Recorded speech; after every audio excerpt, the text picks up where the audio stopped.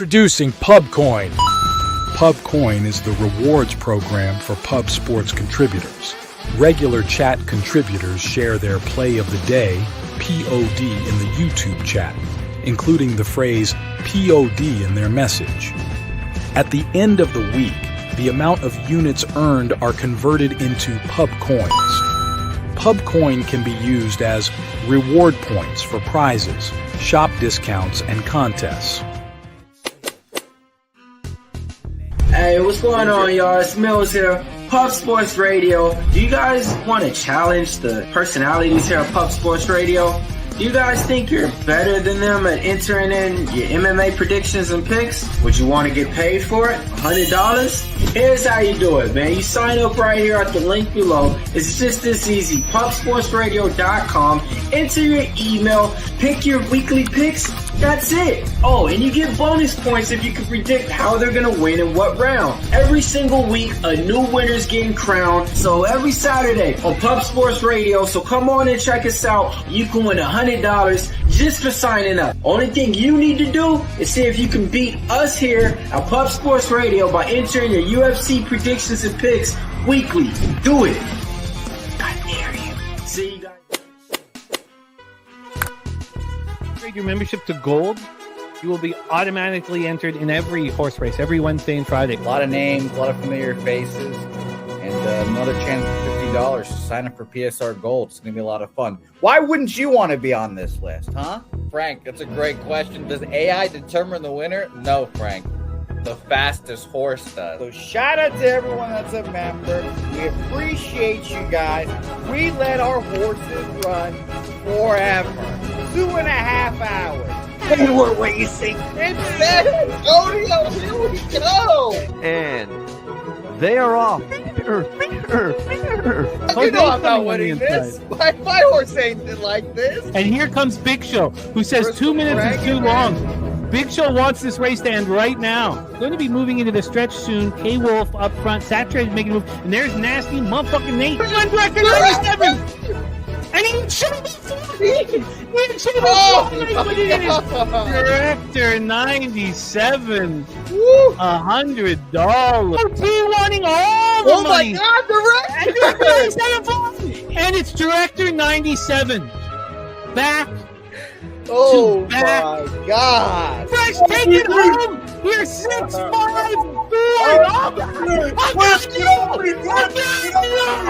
Oh God! Saturated. Friedrich gonna come home with it. Is it Billy Friedrich's time? Is it his time? No, it's not. Cody Norton making this doing the fight with his left. Doing the fight.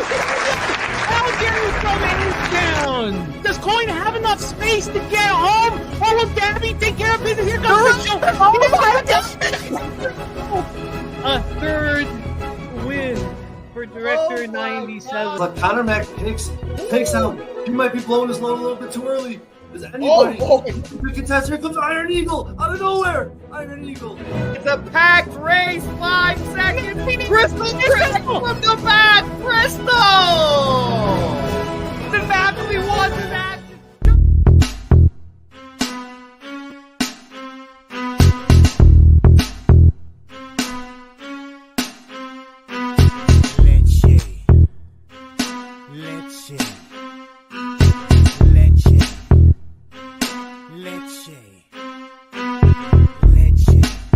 Get 'em, Jimmy, where low shack at? The bottle's getting empty, I'm not cracking, we stacking. Chips, all of this, what I want, plus money winners, that's what I'm on.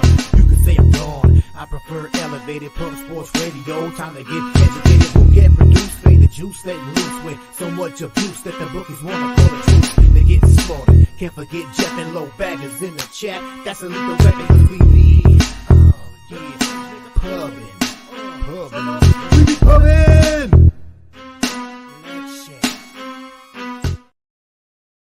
Cappers, gamblers, punters, hustlers, low baggers. Happy Friday, July 26th to all of you. Thank you for watching Betting with the Bag right here on Pub Sports Radio. Coming off a strong day, strong enough. That should have been more. Again, it starts off with a 3-run double off of Kim's bat. Cost me that first 3 under 2.5. Cease goes and throws a no-hitter. I cashed the first 5 under 4.5. I still have a winning day in MLB, but if that game doesn't start in the rain, I cash all of it. And, it was an upsetting start to the day. These days are not going smoothly. It was an upsetting start to the day, but had the 3-2 day in MLB. Cashed the Giants first 3 plus 105. Lost Giants first 5 plus 115. Lost, of course, at San Diego, Washington first 3 under 2.5. Cashed the first 5 under 4.5 and cashed Atlanta, New York Mets first 5 under 4. So that was good enough. And then Davis Alexander saved me in the CFL game. I missed the first half -1 on the Alouettes, cashed the -3, and cashed the under 48.5. So that was good. And I'm attacking CFL hard here on today's card. We're going to open with that, and we'll go quickly. Shout out to all the cappers that we're delivering here on Pub Sports Radio. Of course, you click on the highlights on pubsportsradio.com. You see everybody's action. Dabby Cab off a strong day. Morgan Spooner, Joe T, Truth Teller, Mikey Money, Troy Torrance. Excellent work. All up cash. The Rosarena ribeye play today, cashing from Mikey Money. You see it all right here. It's great. It's really nice to see it. Great job by Swiggy putting it all together. You see the consensus. You get to see the leaderboard. You see it all here. So the battle that we faced, the roller coaster ride. I mean, Jose, what a roller coaster ride he's had through 4 days. It's just what we signed up for. It's what we always dreamt about doing full time. We can't ever take it with any kind of. We have to stay positive through the, trials and tribulations, through the struggles. We have to. And we had a nice winning day yesterday, not a big one, but a winning day, and we need to stack them. And Dabby Cab's done that all week. TJ's done that all season. We have TJ making his first appearance since the All-Star break with us. He has given us 58 bets in MLB. He's hitting 63.8% on those 58 bets, plus 15.03 units, ROI plus 25.91%, average line minus 109, just delivering and delivering and delivering for us. So, overall, you put our MLB cappers, all of them that have been on this show, that have given out picks on this show, and we're probably giving out, but I'd have to go to the exact number, about 13 or 1,400 picks. We're in the black as a group. I'm letting us down 14.01 units over 435 bets here on the show. But as a group, we're in the black. If I wasn't there, we'd be very healthy in the black. And, I believe in the group. Peter's just a shade under double-digit units up on the season. TJ's up double-digit units on the season. Dabby Cab's having a great week coming back to the black. Jose has his head up in the black, and I'm sort of letting us down. But, we're not here to sell you anything. We're here to cap with you and gamble with you and become the best gamblers we can be. And that's pretty good for a group of cappers to give out, 13, 1,400 bets and be in the black overall, have a winning ROI. It's pretty good. We want more. We need more. But the chat has just led by example. The chat is hitting at a higher level than we are on screen. The chat, booing us. It's been great. Great to watch you guys cash. Great to watch you guys deliver. And we're very excited. And Crystal Craig now getting involved. Look at this. I'm looking at the chat. Play of the day is a hitter's parlay for Crystal Craig. Ellie Dela Cruz hit. Brent Rooker hit at plus 131. Crystal Craig getting involved. I love to see it, Crystal. I love to see it. That's copied and pasted immediately, and we'll be discussing that throughout.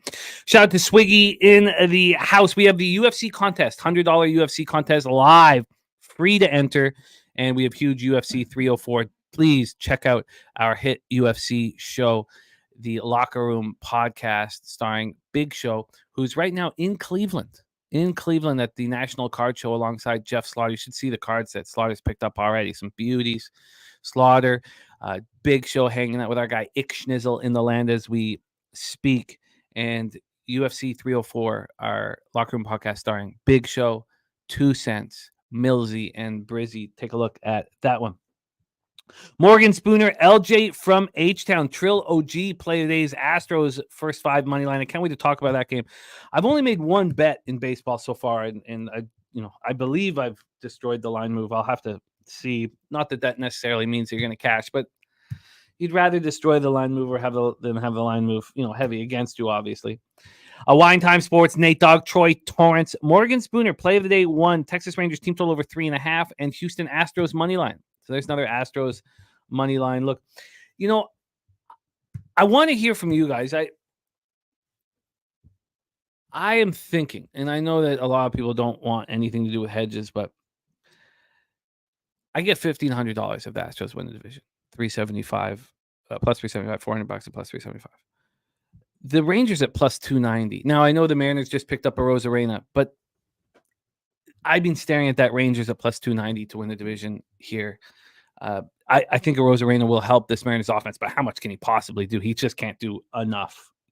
He just can't do enough, But I've copied and pasted that, so I would like to hear what you guys think of the Rangers to win the division. Now, I went over strength of schedule and all of that. The Astros have a harder journey here. The Rangers have like the 4th easiest schedule to finish off the year. But this is a perfect time to play the Dodgers. It's a very fortunate time for the Astros to play the Dodgers. Troy Torrance unloading on the Phillies and the under. Let's copy and paste all of this action here. We have Nate Dogg 5-1 on Seattle team total unders during the break. It's so important to find an angle like that and abuse it, which is exactly what you are doing. Excellent work, Nate Dogg. Let me copy and paste that as well. Justin McKelvey, my dude, ready to go. Matty Ice started taint play today. Business. We got serious business ready to go. Jarek White coin. Strong leans on Cincinnati money line, Texas money line, and Butler over 1.5 bases. Let's copy and paste that action here so we can discuss it as we break everything down. Jay Peasy, the hottest capper in our industry, is also the smooth, soothing sounds you hear off the hop on all of our shows. He is the voice. He's our voice of the low bag community sports gambling shows. And 8 straight winners of the play of the day for our guy, Jay Peasy. Jay Peasy, delivering. All right, great to see all of you guys. We got, Matty Ice on vacation. Camping on Lake Huron with the family, but wanted to give taint to the low bag family. I'll need a birthday pick today, Jimmy, 41 years young. Happy birthday to Matty Ice. Wow. The taint play of the day, the star of the most famous play of the day attached to our show. 7 years strong, Matty Ice been delivering taint. Sweet, sweet taint. I used to talk a lot about taint when I first got in the industry. A lot of taint talk. The taint talk is slowed a little bit, but still near and dear to my heart. There's a lot of people who believe that men don't have taints. There's a belief out there in the medical field that men don't have taints. Now, I'm not going to, flip around and show you mine, but it's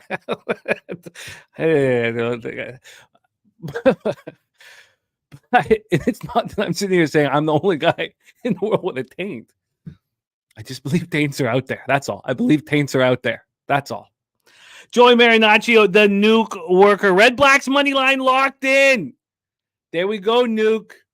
You know what happens when we go up against everybody else and we're on one side and everybody else is on the other. We get that cash, nuke. You know that. Ooh-wee, that fills me with confidence. Joey Marinaccio, the Dapper Capper. We got Brahma B in the house, and Taint is in. The New York Yankees money line at minus 120. Taint is in. That's how we're getting this show started. Birthday Taint action, camping on Lake Huron, but making a point to getting us his action. Today we celebrate Taint.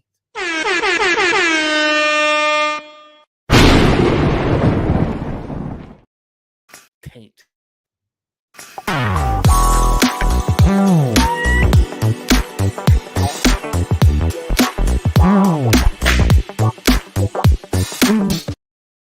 Mila Khalifa's neck was a little sweaty there. There was a little perspiration by Mia's neck there.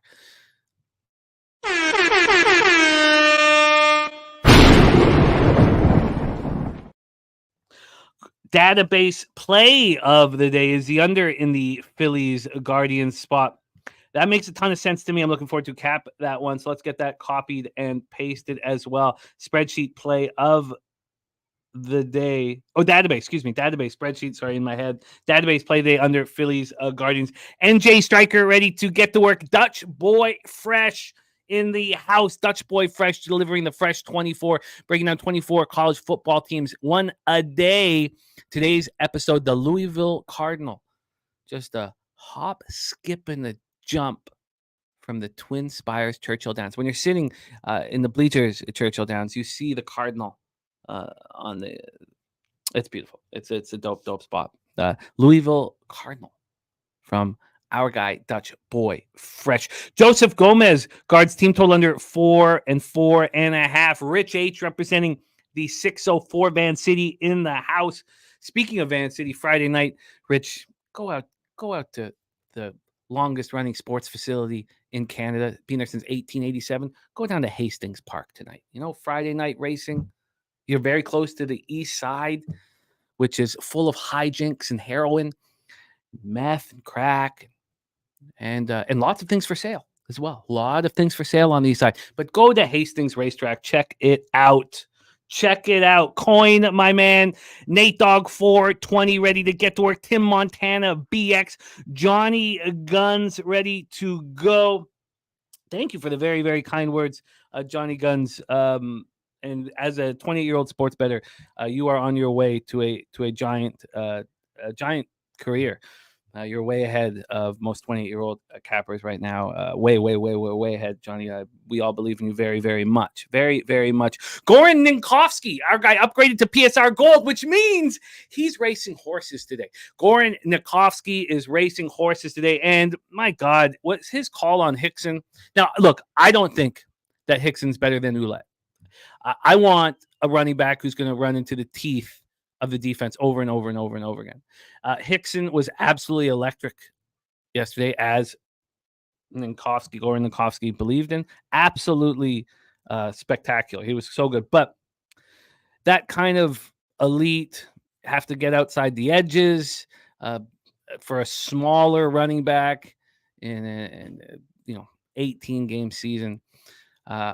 I still like Ouellette, but you were an excellent call. That's just I just want someone who's just going to keep hurting you and keep running right at you. But great call to Goran Ninkovsky. And thank you for being a PSR Gold member. I love it. Great to see all of you guys. Well, it's time to get to work. TJ says just a small hedge, not a full one. Hedge to get three times your bet back. Yeah, I think so.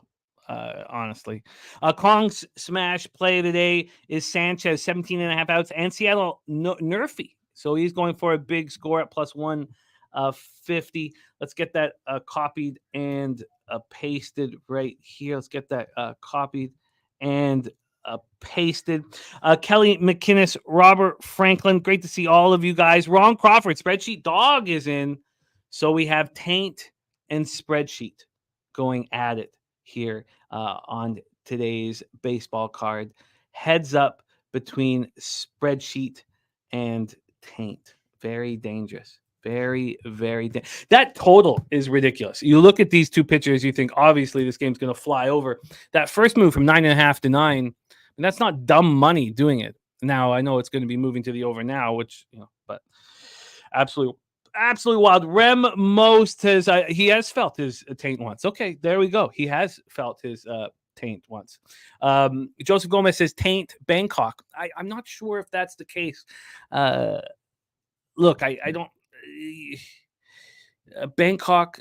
Let's not get into that. I think that human beings have taints.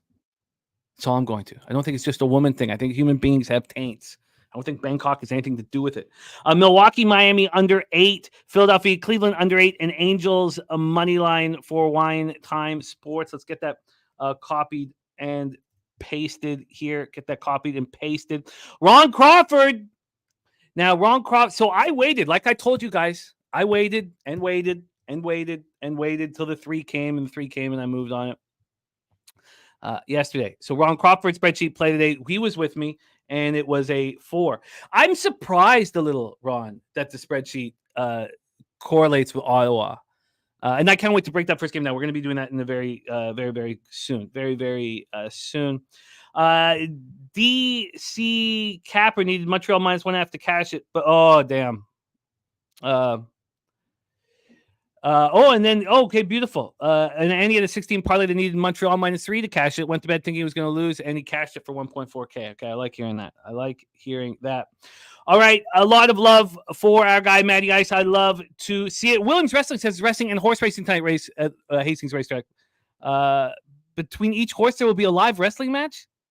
Jesus, I gotta look into that. That sounds fucking dope. That sounds absolutely dope. Mississippi Kid, look at that. We got the Mississippi Kid in the house. It's been so long. We've missed you, Mississippi Kid. Missed you, man. Look at that. Mississippi Kid in the house. Gifted cartel ready to get to work. Okay, I just got to copy and paste a couple more spots here. Nate Dogg 420's play day is the Coochster. UFC Dog Day tomorrow. Bilal Muhammad for Kong's Clips. Get this in here, get this copied and pasted here. Let's go. Let's go. All right. It is time to get to work. Jermaine Connolly in the house, Brian Watson in the house. Thank you guys so much for joining us. Let's get into the Canadian Football League. I know a lot of you guys are itching to get to MLB, and we'll get there. We're going to start here, and I'm fully attacking the CFL card. Look, it's not good enough. 18-20, down 4.22 units. It's not good enough. It's not good enough. Let's get to work here. Friday, July 26th, this evening, 7:30 p.m. Eastern. I can't wait to watch this football game. Calgary Stampeders 3-3, haven't won yet on the road. At Ottawa Redblacks 4-2, 3-0 at home. We're at TD Place in Ottawa, Ontario. 76 Fahrenheit, partly cloudy, 10-mile-per-hour winds. When I said that I was surprised that the spreadsheet play today was on Ottawa, and it sort of depends on your feeling of the strength of schedule. And my feeling is that the Elks are not a good football team. I think it's pretty easy to say that they're 0-6. That's who the Redblacks have won their last two games against. And the Stampeders beat the BC Lions.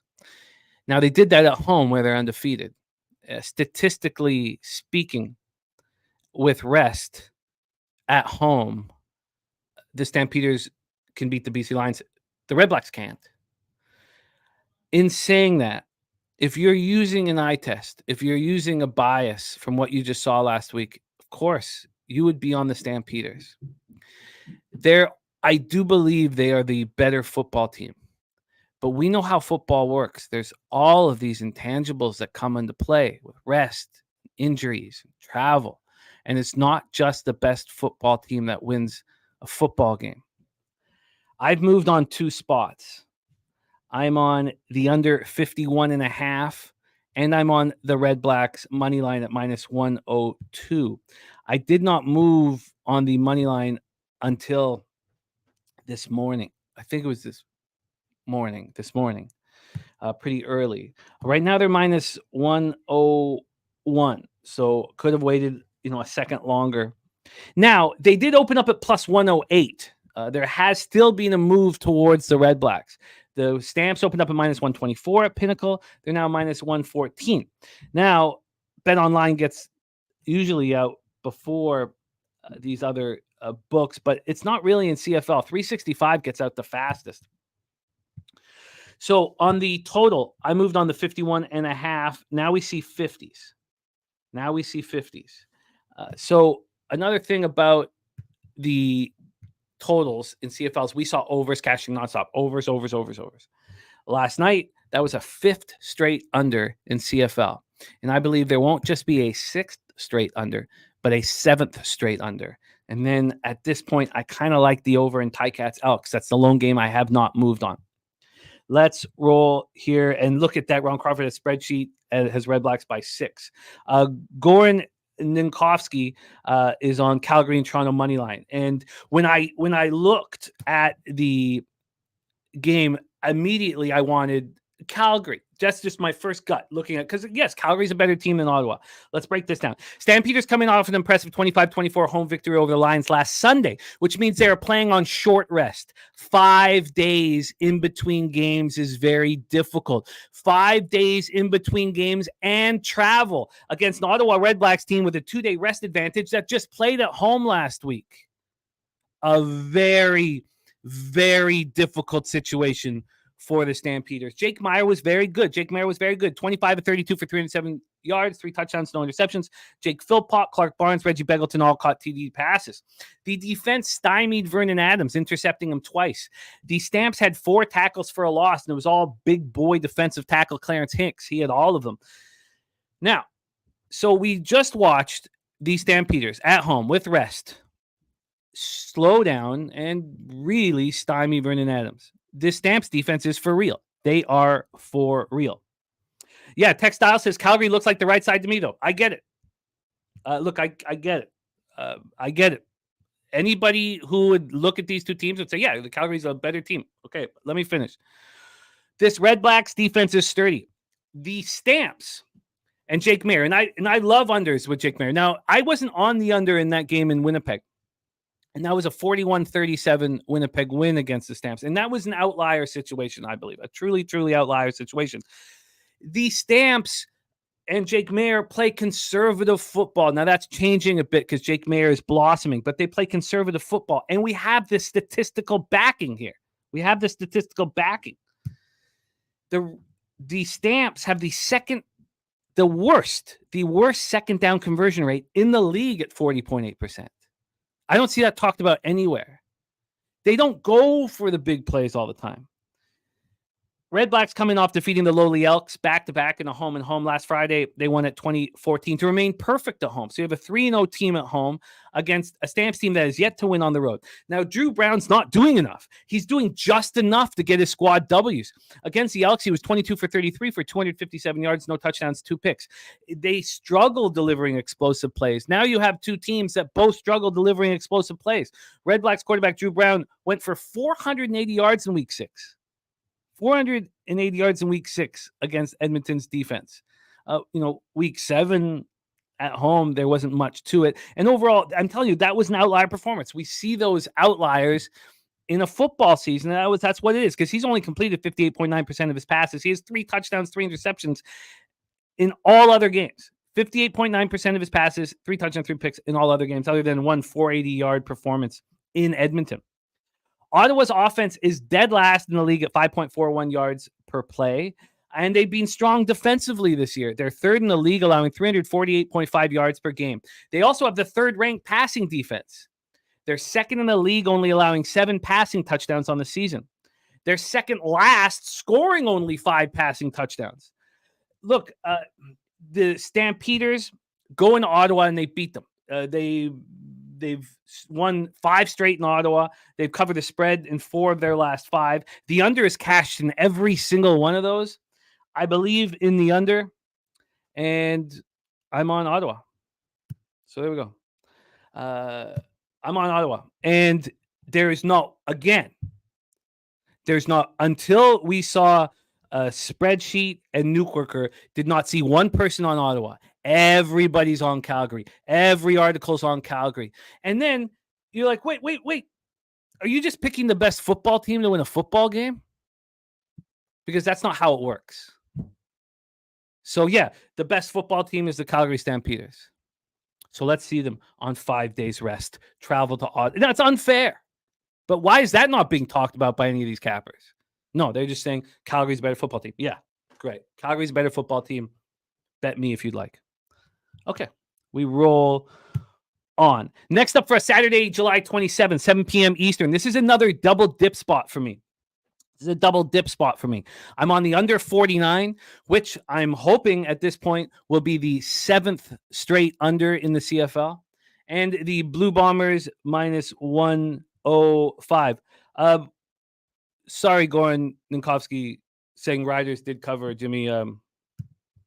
Look, Goran, the books allow you to make bets throughout the week, right?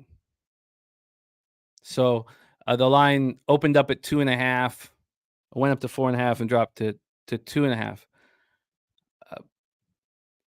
If you look at the amount of time, I mean, how do you rate? So yeah, did they covered for you, Goran? Congratulations. I got paid out. Everybody who tailed me got paid out because there was no 4s available on the day of.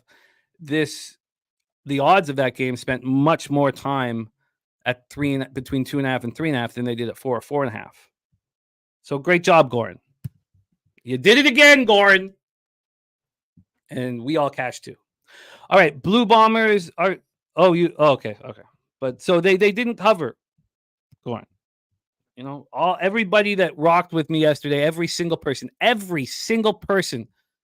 that bet the Owls with me yesterday, everyone cashed.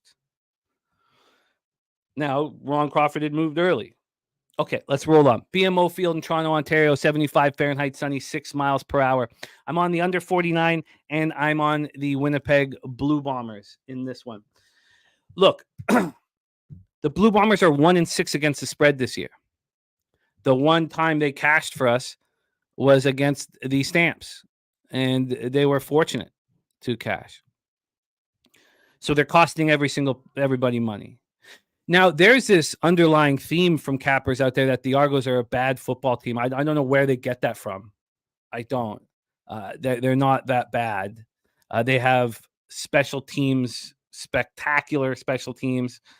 Jamarian Grant is probably the most dangerous returner in the league. They have a really strong defense, second in the league, allowing 320.5 yards of offense a game. They just have their second string and third string quarterbacks going, and they're not good enough. But I do not believe that they're a bad football team. And I don't care that the Bombers have cost people a bunch of money. Every week is a new week in a new situation. Let's get into the line history here for this one. We will be getting to MLB very shortly. We just have this and one more CFL game. This totals at 49 at a pick'em. 49 at a pick'em. It opened up at 50. We've had a 1-point move towards the under. And on the spread, we have, let's go to the money line. That'll give you a better idea of it. It's very tight. We have the Bombers at -103 right now. Oh, yeah, -103 right now. That's was all moving yesterday, last night. They were a favorite for a short period of time yesterday at -109, but it's a pick. -103 right now for Winnipeg, -111 for the Argos. The Bombers coming off that ugly 19-9 loss at the Rough Riders. Now, look, Corey Mace doing a hell of a job with that Rough Riders defense. They are still bad. They're the best rushing defense in the league. They're still bad defending the pass. They have playmakers on defense. You know, they're always trying to jar the ball loose. They're a bunch of junkyard dogs, and Corey Mace has created this really nice balance with the defense. This was the worst defense in the league last year, and they've been better. In that Bombers game, I watched every second of it. The calls were all going against the Bombers, phantom pass interference calls. And then that Dembski, it was 16-9. Dembski catches a 40-yard bomb from Claros with 2.5 minutes left, and he's running to the end zone, and they punch the ball out. So I do not – that 10-point loss was not as bad as it looked. And I don't think the Rough Riders are as good as they look. And, yes, I'm now going to be afraid to fade them at Mosaic. The Bombers' offense has been a disaster. 3 passing touchdowns all season. It's a terrible group of wide receivers because of injuries. Their injuries have hurt them. So now it's Wolotarski and Dembski. Look, they're not good enough, and they're last in the league, averaging 21.3 points per game. A lot of people are saying there's something wrong with Claros and all this stuff. There's not. He just doesn't have the playmakers at wide receiver than he usually does. And look, the cuts are going to be coming in the NFL, and these guys, the Blue Bombers, are going to be able to find some great wide receivers that are cut in the NFL. They average just 243.3 yards per game through the air. The only team that's worse than that is the Argos. So now you have the 2 worst passing offenses in the league. And the total's at 49. In the NFL, this would be a 42. The under is at 49. The 51 points were scored in Hamilton, Toronto, because Arbuckle came in and put up a bunch of points late. And there were special teams touchdowns, of course, Jamarian Grant doing his thing. There will not be a ton of points in this game. The Argos are going to get nothing through the air. We know that. They're not going to get anything through here. Now, Brady Oliveira is questionable. You keep hearing people say about that, but I expect him to play. He was a full participant Tuesday, Wednesday in practice, sat out Thursday. That's fine. Winnipeg has rushed more than any team in the league. They're third in the league, averaging 101 yards per game on the ground. And Toronto's the second in the league in rush defense, allowing just 57.7 yards per game. So what you're saying in this football game is the best part of the Argos defense is stopping the ground game, and that's what Winnipeg does the most with these injuries to wide receiver. The best part of the Argos, or not the best part, they don't really have anything that's working on offense, but would be moving the ball through the air, which they can't do against Winnipeg's pass defense. So the Argos are going to have to run the ball against Winnipeg, which the Rough Riders proved can be done. So the Argos are going to run the ball down the Bombers' throat all game long. And I just don't think it's a good enough rush offense to win this game, but it will cash us the under. Argos coming off that disappointing 27-24 loss at Hamilton. It was much worse than the score indicates. Cameron Duke's 28-27 for 180 yards. He's scared out there. He knows he's about to be pulled. And what, Nick Arbuckle's going to come in and save the day? DeMonte Coxey, Harp goes out to him, getting passes from these bums. So there we go. Did Toronto open at 48-81? No, it opened at 50. It's dropped. Well, at least all my actions dropped to 49. And good luck, Goran. Goran's going to fade. No, don't say you'll probably lose. Go get that cash, man. Go out and get that cash. Goran, believe in your capping. You're a great capper. There's nothing wrong with us not agreeing. It's part of capping. You don't want to see a bunch of yes men and a bunch of yes shows. I mean, they're all out there agreeing with everything that's being said. Fucking boring. And it's not honest. And it's because people say, yes, I agree, because they haven't done the work themselves. Go do the work. Have an idea, have a game script, and then fucking bet it and deal with the consequences that come with it.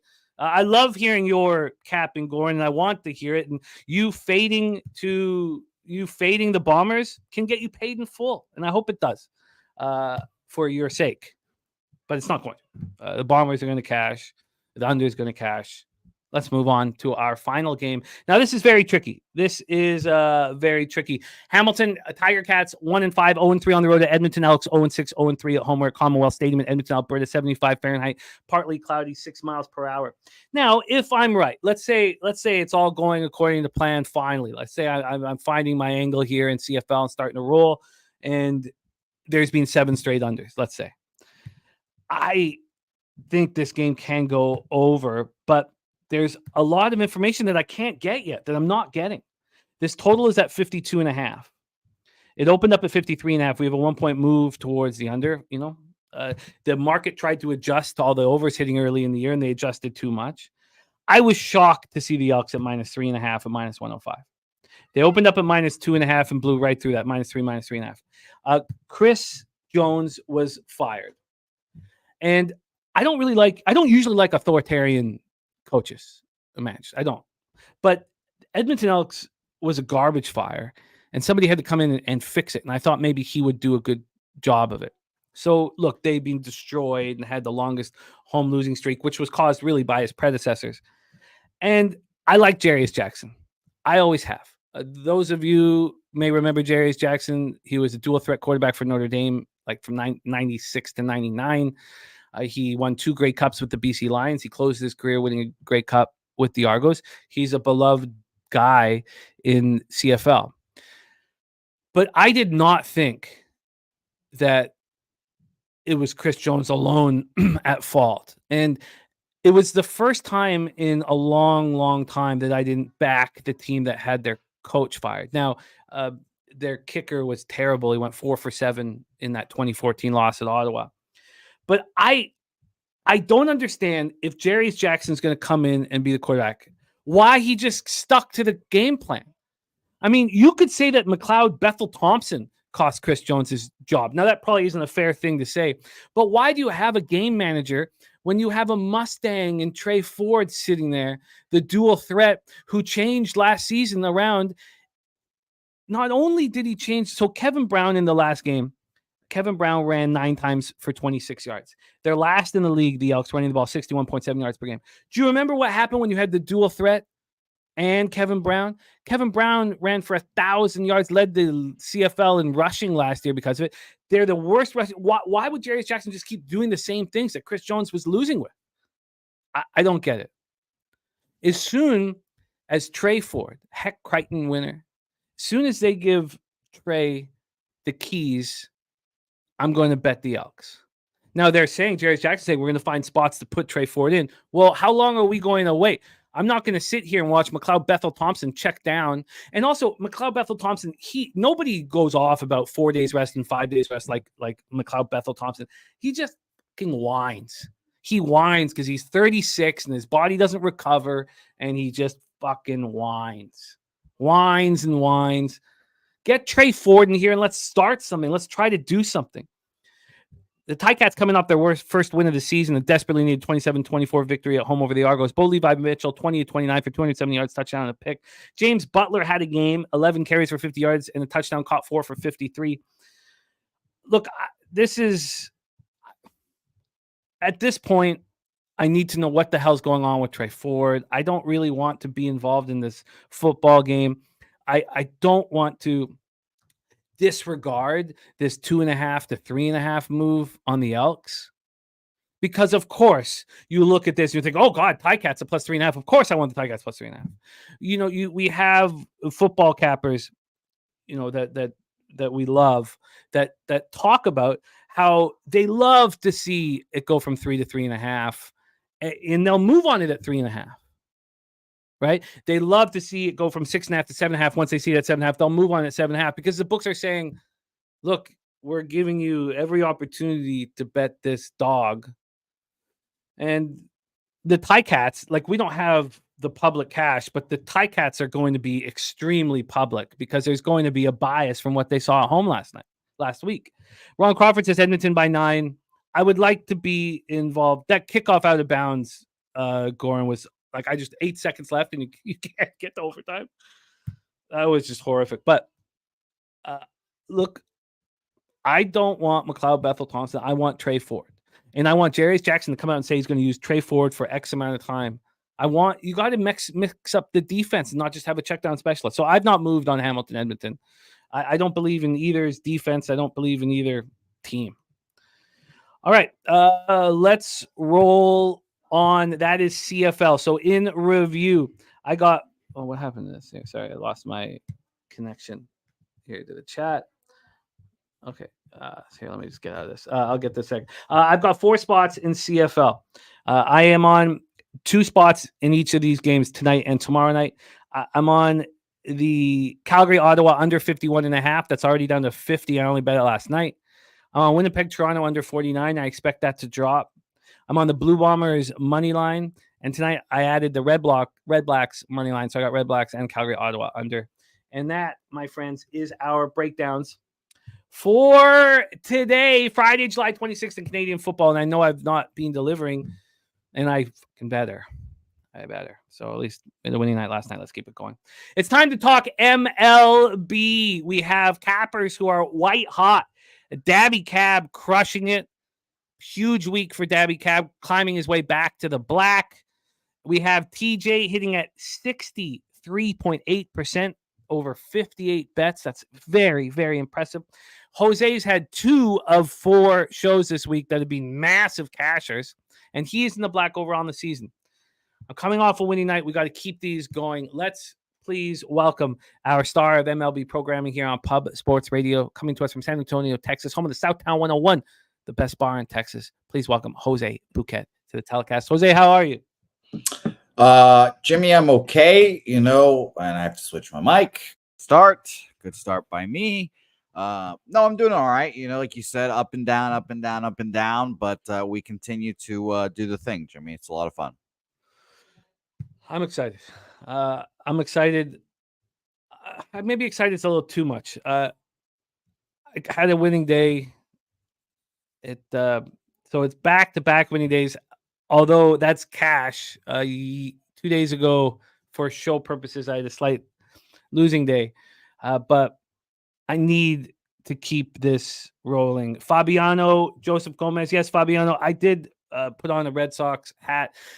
When the Jays are playing good baseball, I will never wear anything with a B on it. But the Jays suck, and I need the Yankees to lose So it was time to pull out the Red Sox hat. How much action do you have on today's show?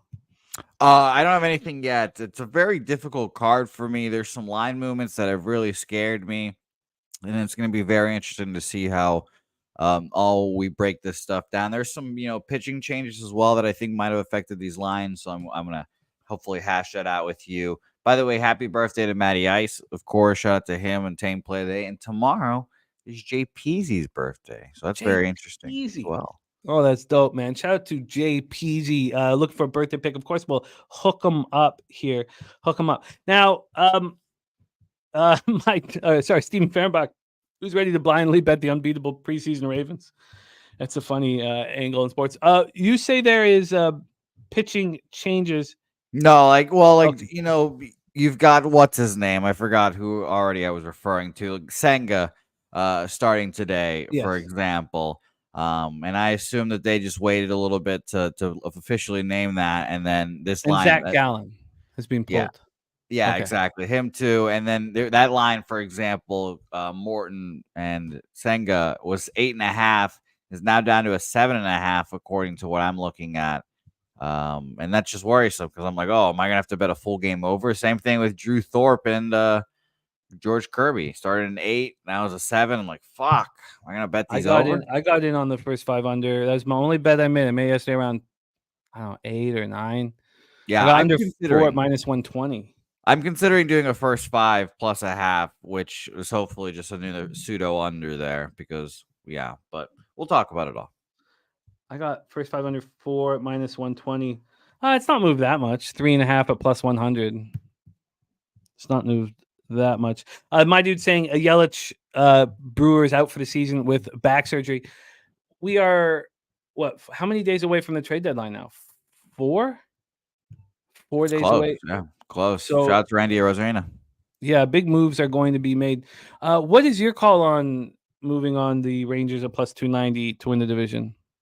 I might be the most negative person on the Rangers around. I still think they're not very good. I respect, again, like I've been fading these old fuckers and they've all been coming through. And I keep saying to myself, I should probably just wait until they all get a little more tired. But Max Scherzer keeps pitching well and the offense is doing well. Our next guest, who's going to come on here shortly, will definitely be more knowledgeable about the Rangers. And I'll assume he likes them a little bit, but I don't think they're like a threat to make the playoffs or anything, honestly.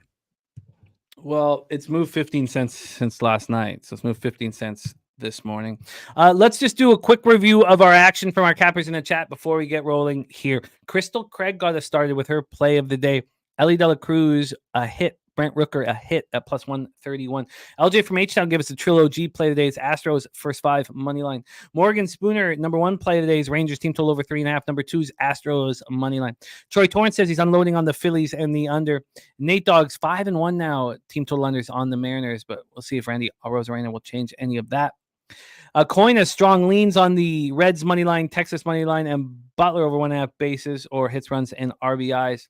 And the taint play of the day has come in with the Yankees money line. Unfortunately, Ron Crawford's spreadsheet play of the day dog is the Red Sox.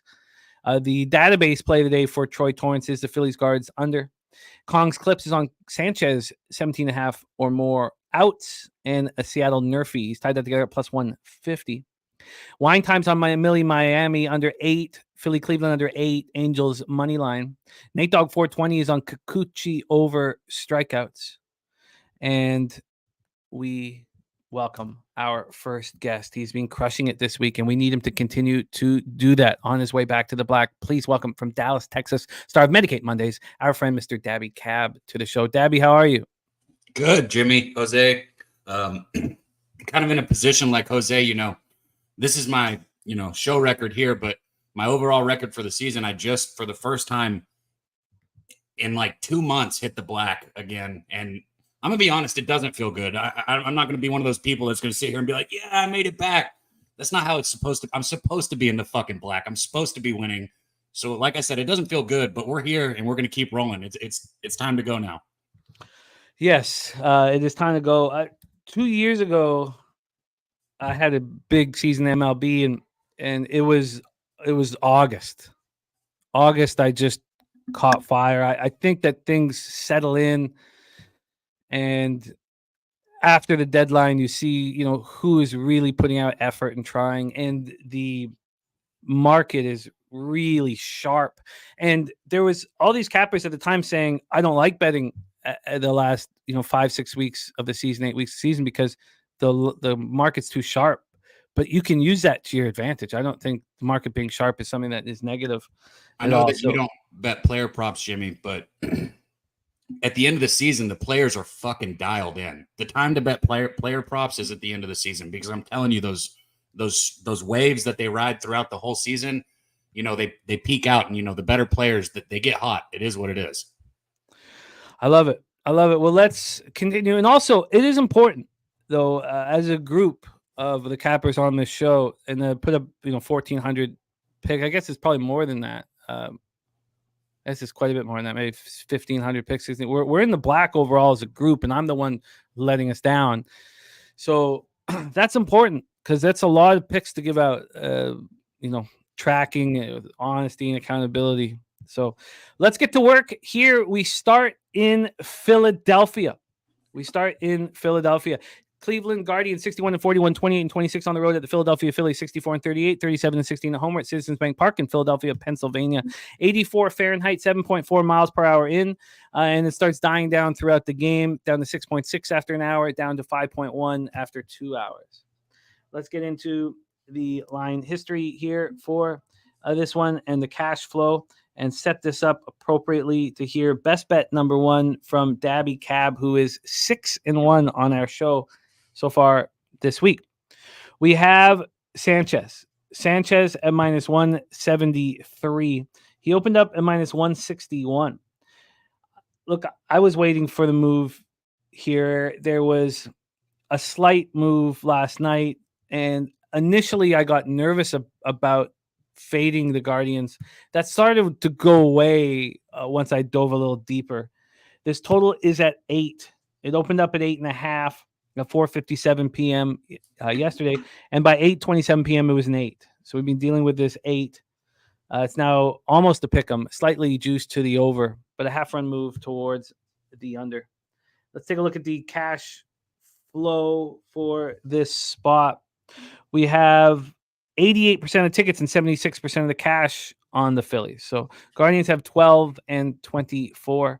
On the total, 68% of tickets and 62% of cash on this over. Robert Franklin on the under 8.5 here. And Troy Torrance saying when home team is a favorite between minus 200, minus 140, non-conference, and total between 8 and 8.5, 49 and 27 to the under, 65% to the under.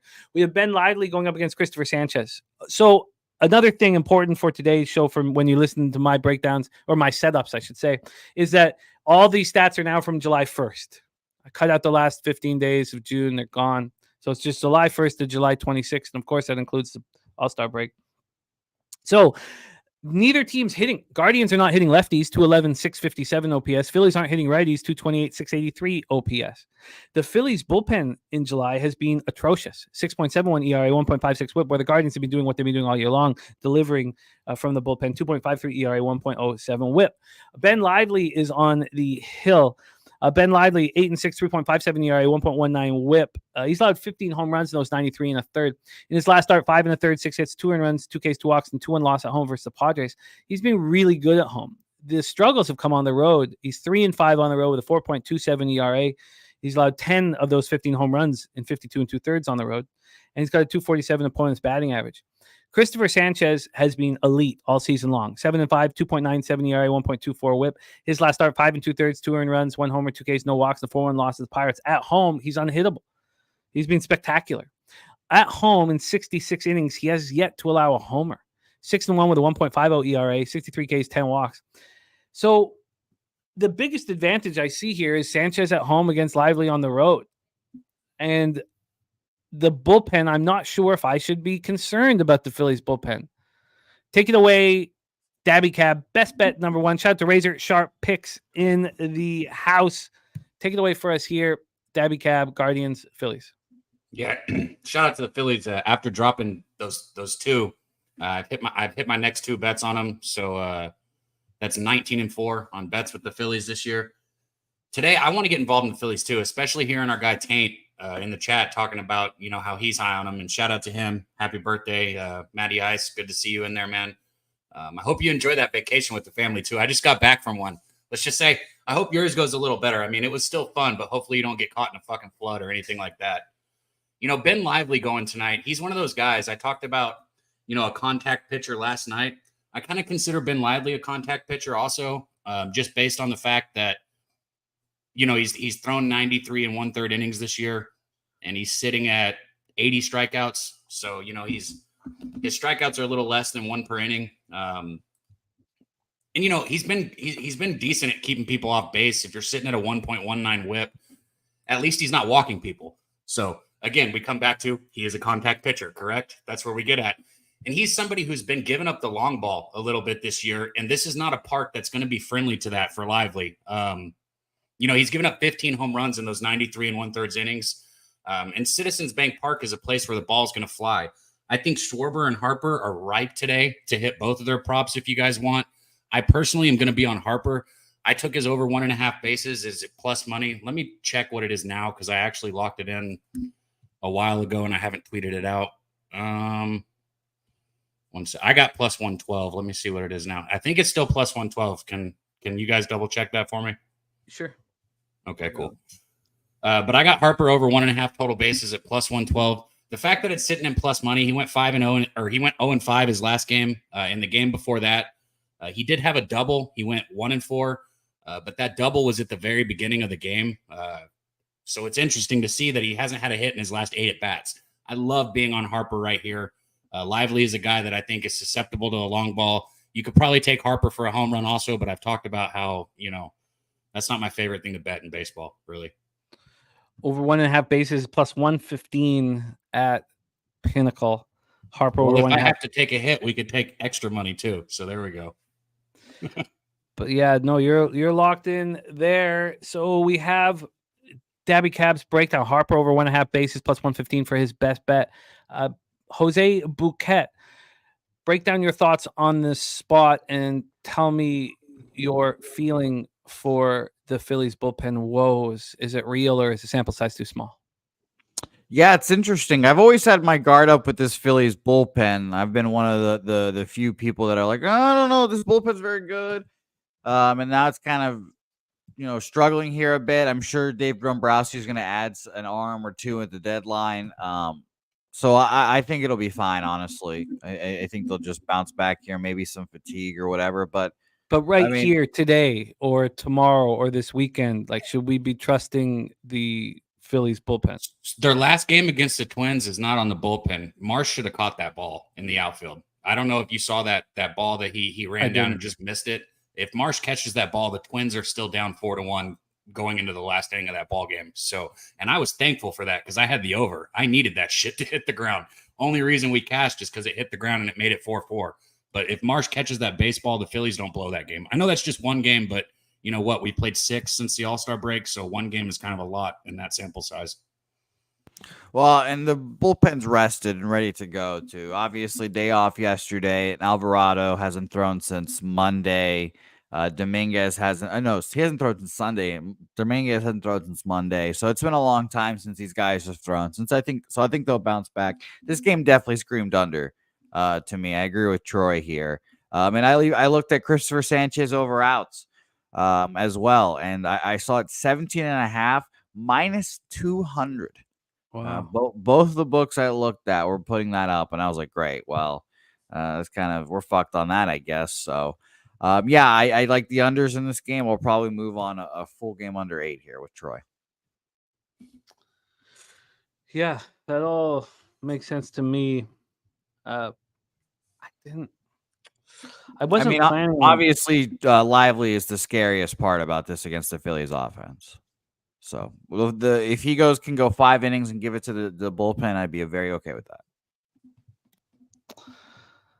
Yeah, the 8.5 moves to 8, but the 4.5, when it opened, it was juiced to the over at minus 111, so it's minus 103 down. Now it's on the under.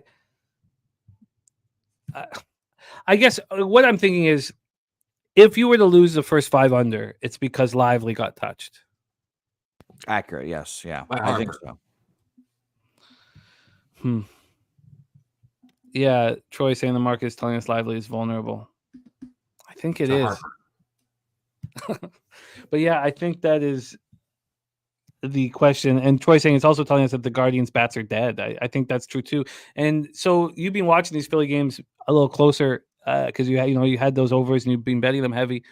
Is their offense is 228, 683 OPS versus righties. It's not bottom third in the league easily. Have you been watching them not deliver?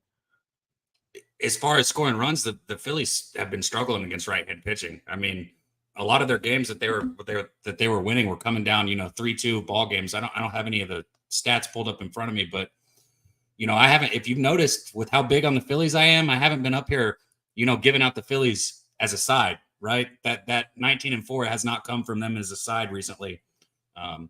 That being said, today, Jimmy, I like the Phillies today, so I just want to let you guys know that I do like them today. If it wasn't for the fact that I don't want 2 bets tied into Harper, I would parlay it with the Phillies to win the game, probably in the total bases. And I might even do that for a little bit myself. I'm just not going to give it out right now. Okay. Well, I think I'm going to move on the first 5 under 4.5 and also move on the Phillies first 5 -0.5. It's not cheap. It's -126. That's what I was going to bet it. I just didn't want to. I was getting -130 earlier, so -126 is better. But that was on my list to bet, and I just didn't want to lay it. And then I need Lively to keep his shit together. He doesn't get strikeouts, but he should be able to keep his shit together. I mean, his hits are low though. Let me pull. I don't have it. He has less hits than he has innings pitched. I think it's like 8. I think it's 84. I'm not looking at it right now. 1 second, and I got you. Well, 84 hits. And let's also remember that ground ball pitchers will thrive in Philadelphia because the thick infield grass. So we're also rooting for that as well, and I'm hoping Ben Lively can benefit from that as well. Yeah. All right. I'm going to move on both of those spots. So, Dabby Cab, you come with 2 best bets today. So we will see you next up in Dodgers Astros, which isn't too far from now. We will see you soon, my friend. Dabby Cab moving on Bryce Harper over 1.5 bases. Fabiano says the world on the Phillies here. He's off of it. I get it. Let's roll.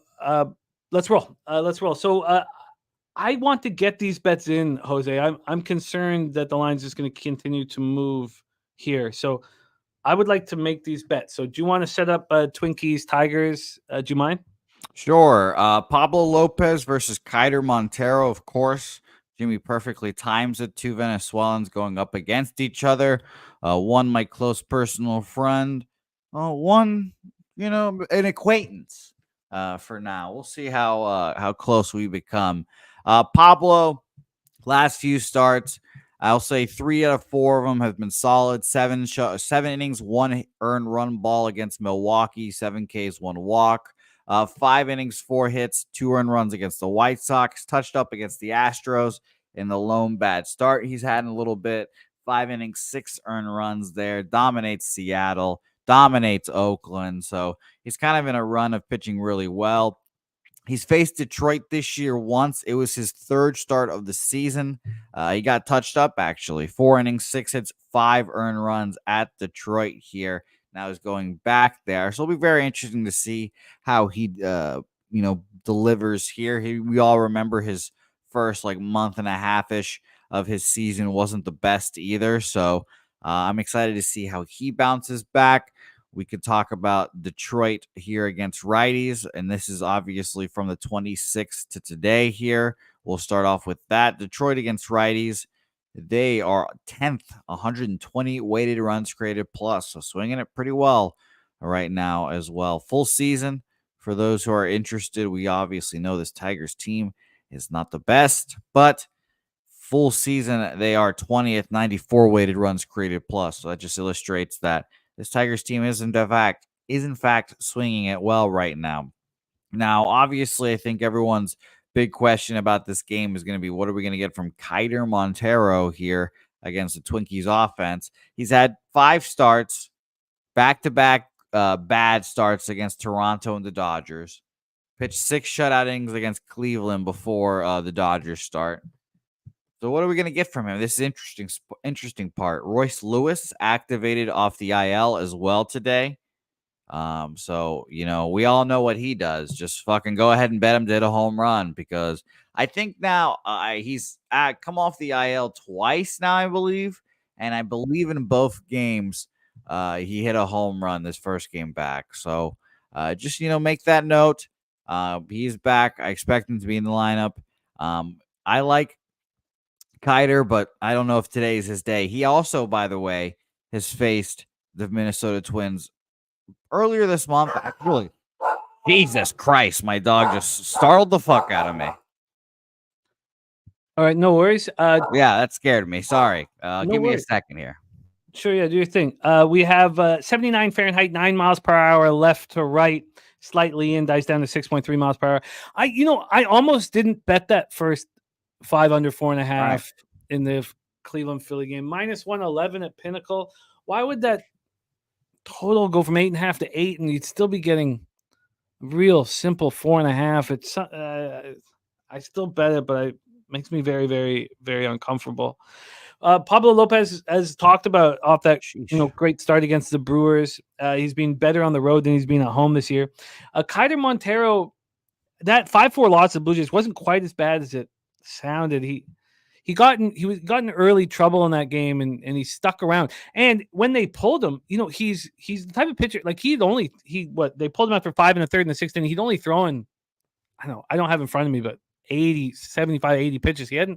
He's not afraid of low strikeout numbers and getting soft contact. He struggled on the road throughout this year. 278, 833 OPS in July for the Twins. And don't look now. Look what the Tigers are doing against righties in July. 257, 786. And look at that. Paxton to Boston. James, the Big Maple. Yeah, welcome back. Good times.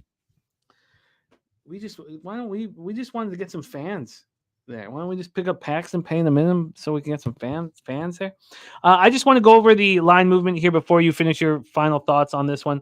This total dropping from 8. So opening up at 7.5. Wow. Opened up 7.5, got up to 8 and back down 7.5. That surprises me very, very much. It surprises me. These pitchers would both feel like they are vulnerable. Both bullpens have been very good in July as well. When you would look at these two pitchers and see a 7.5, you'd automatically want the over. Yep. Which obviously will interest me in that under, which I wasn't planning on moving on. I don't need to. The Minnesota opens up -162. They're now -166, which tells me that Kiter Montero is going to. Troy Torrance, because I don't think that the explanation on the bullpen woes for the Philadelphia Phillies was sufficient. I'm just going to believe the numbers that I see. So, and then that their best two guys haven't pitched since Monday is supposed to make me more comfortable. It doesn't. I want my relievers getting action. So that's why I took the first 5 on. I understand that Ben Lively is vulnerable, but the Phillies bullpen scares me. So, but back to this Minnesota Tigers spot. The line is set up to automatically, you want to just press the button on the over immediately. And I don't know what to say about that, but I mean, I imagine we'll see 99% of tickets on the over. Let's see what it is.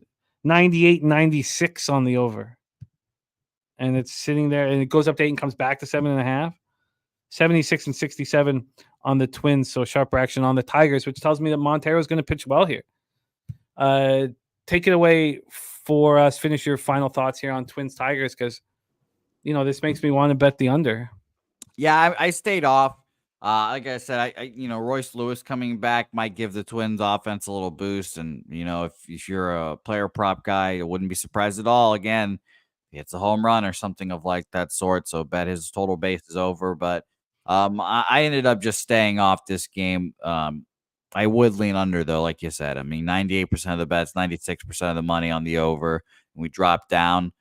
Where are we? We went down, or we went up and then down again because we have Bet Online actually has never moved it to 7.5, which is interesting. Everywhere else has 7.5. Bet Online is not. That's interesting. But it obviously opened up at a -110 at Bet Online. It's now juiced to the under. So maybe it'll move after the show or during the segment, but I still want nothing. Yeah, the problem is these teams are hitting the ball so hard right now. So I think I just stay off of this. If I was sitting here with extra cake, I would be comfortable moving on it. Shout out to our guy, Joey Tadero, now a big part of our Locker Room podcast, going for 5 straight best bet winners here. Trying to get 5 on it. I love it. We have 2 Joey T's. We have Joey Thompson. We have Joey Tadero. And go get that cash. Joey Tadero going for 5 straight. Christian Leroy Duncan flag planting for our guy Joey Tadero. Thank you for dropping by, my man. Huge UFC 304 for you guys. Yeah, I guess I can just stay off here.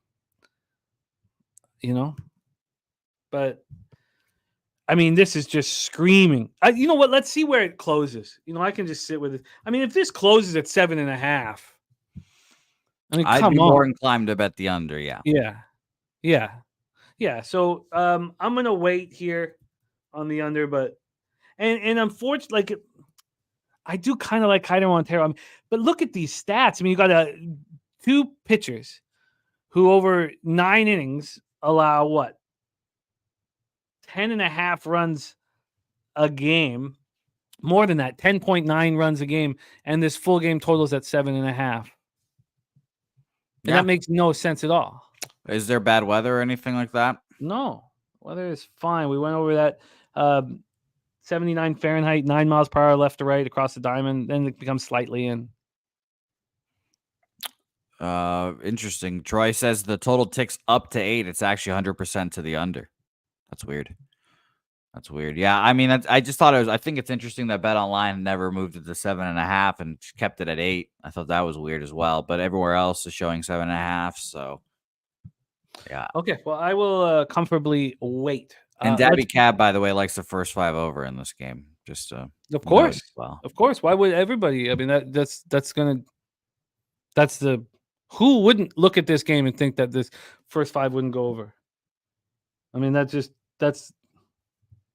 of course. Everybody and their mama would like it. These 2 bums on the mound, and you're giving us a. Sorry, over here. Giving us a 4.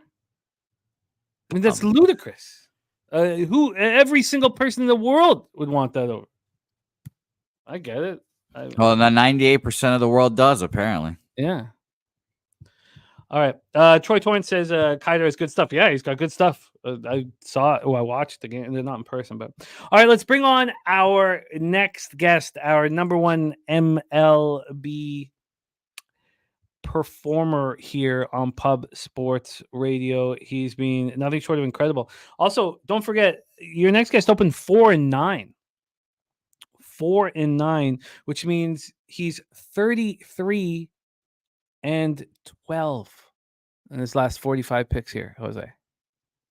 That's that's pretty good. It's pretty good.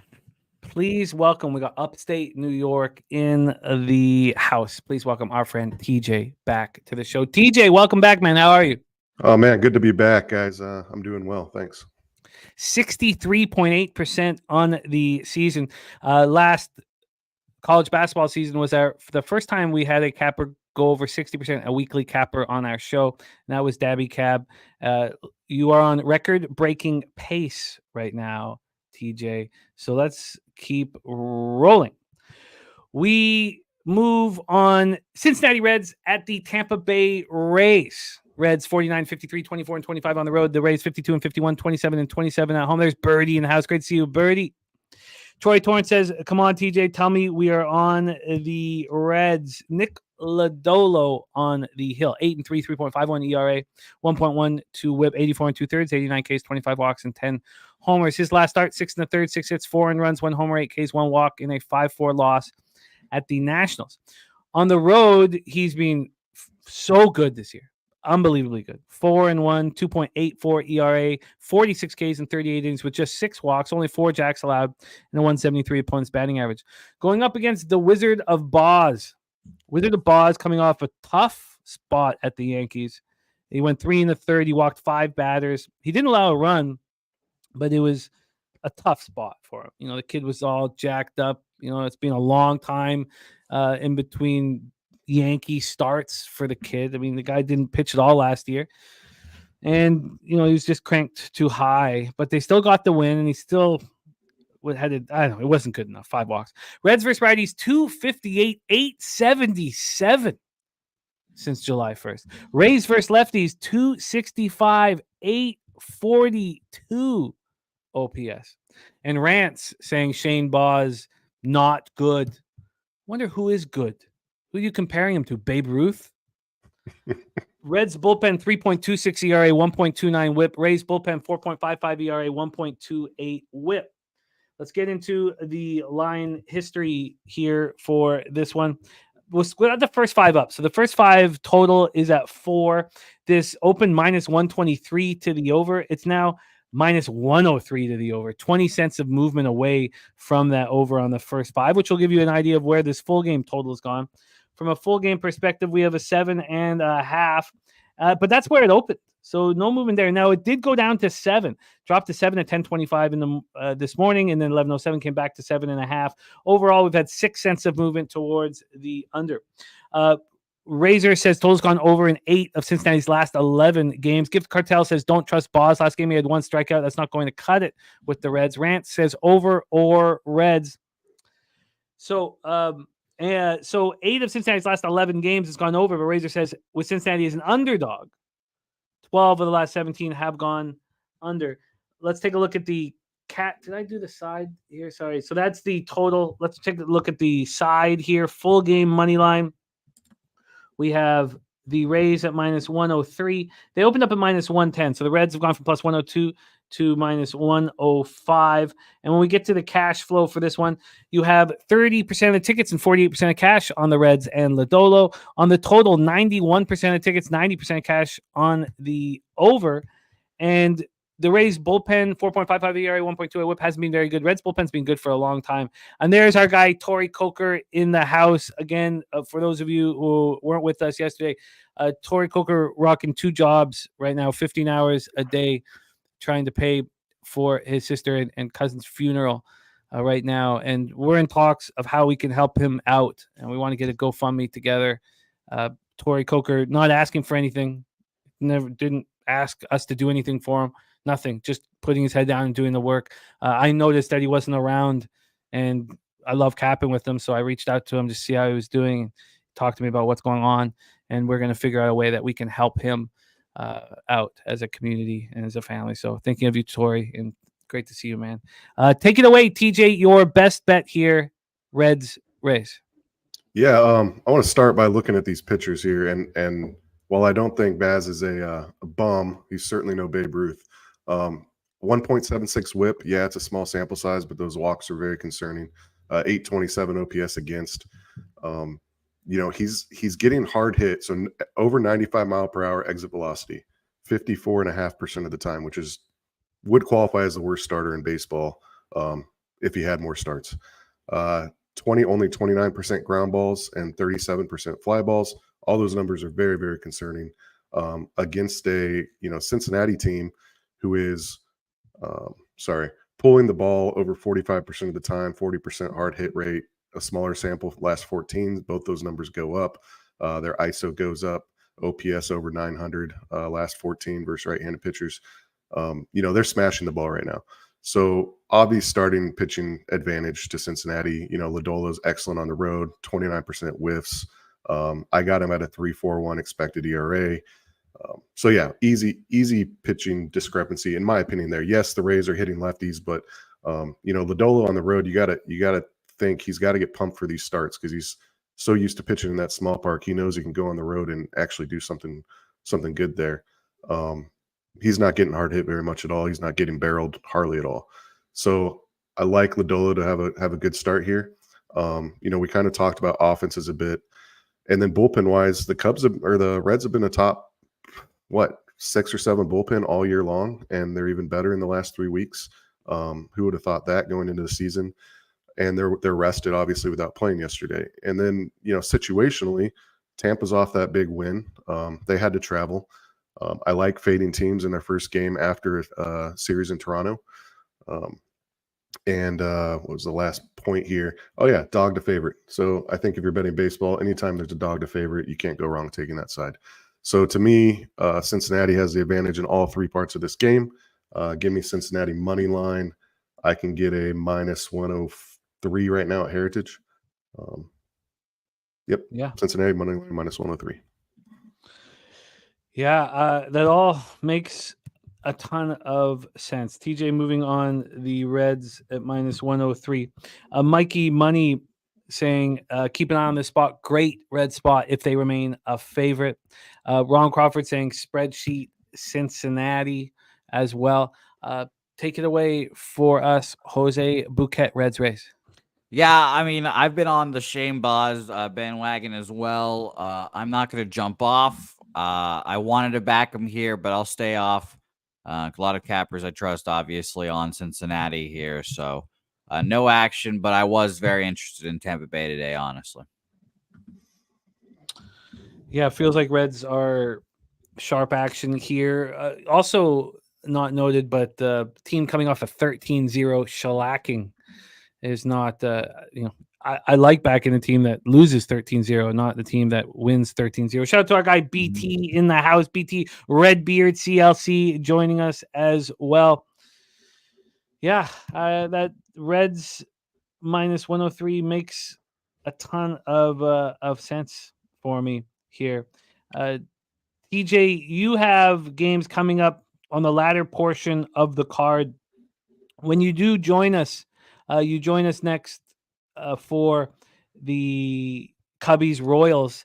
Can you come in a game earlier and cap Yankees Red Sox with us? Yep, love to. Okay, sweet. So we'll see TJ back in business with us for Yankees Red Sox, but I'm interested in joining him on the Reds. Reds -103 for TJ, again hitting at 63.8% here.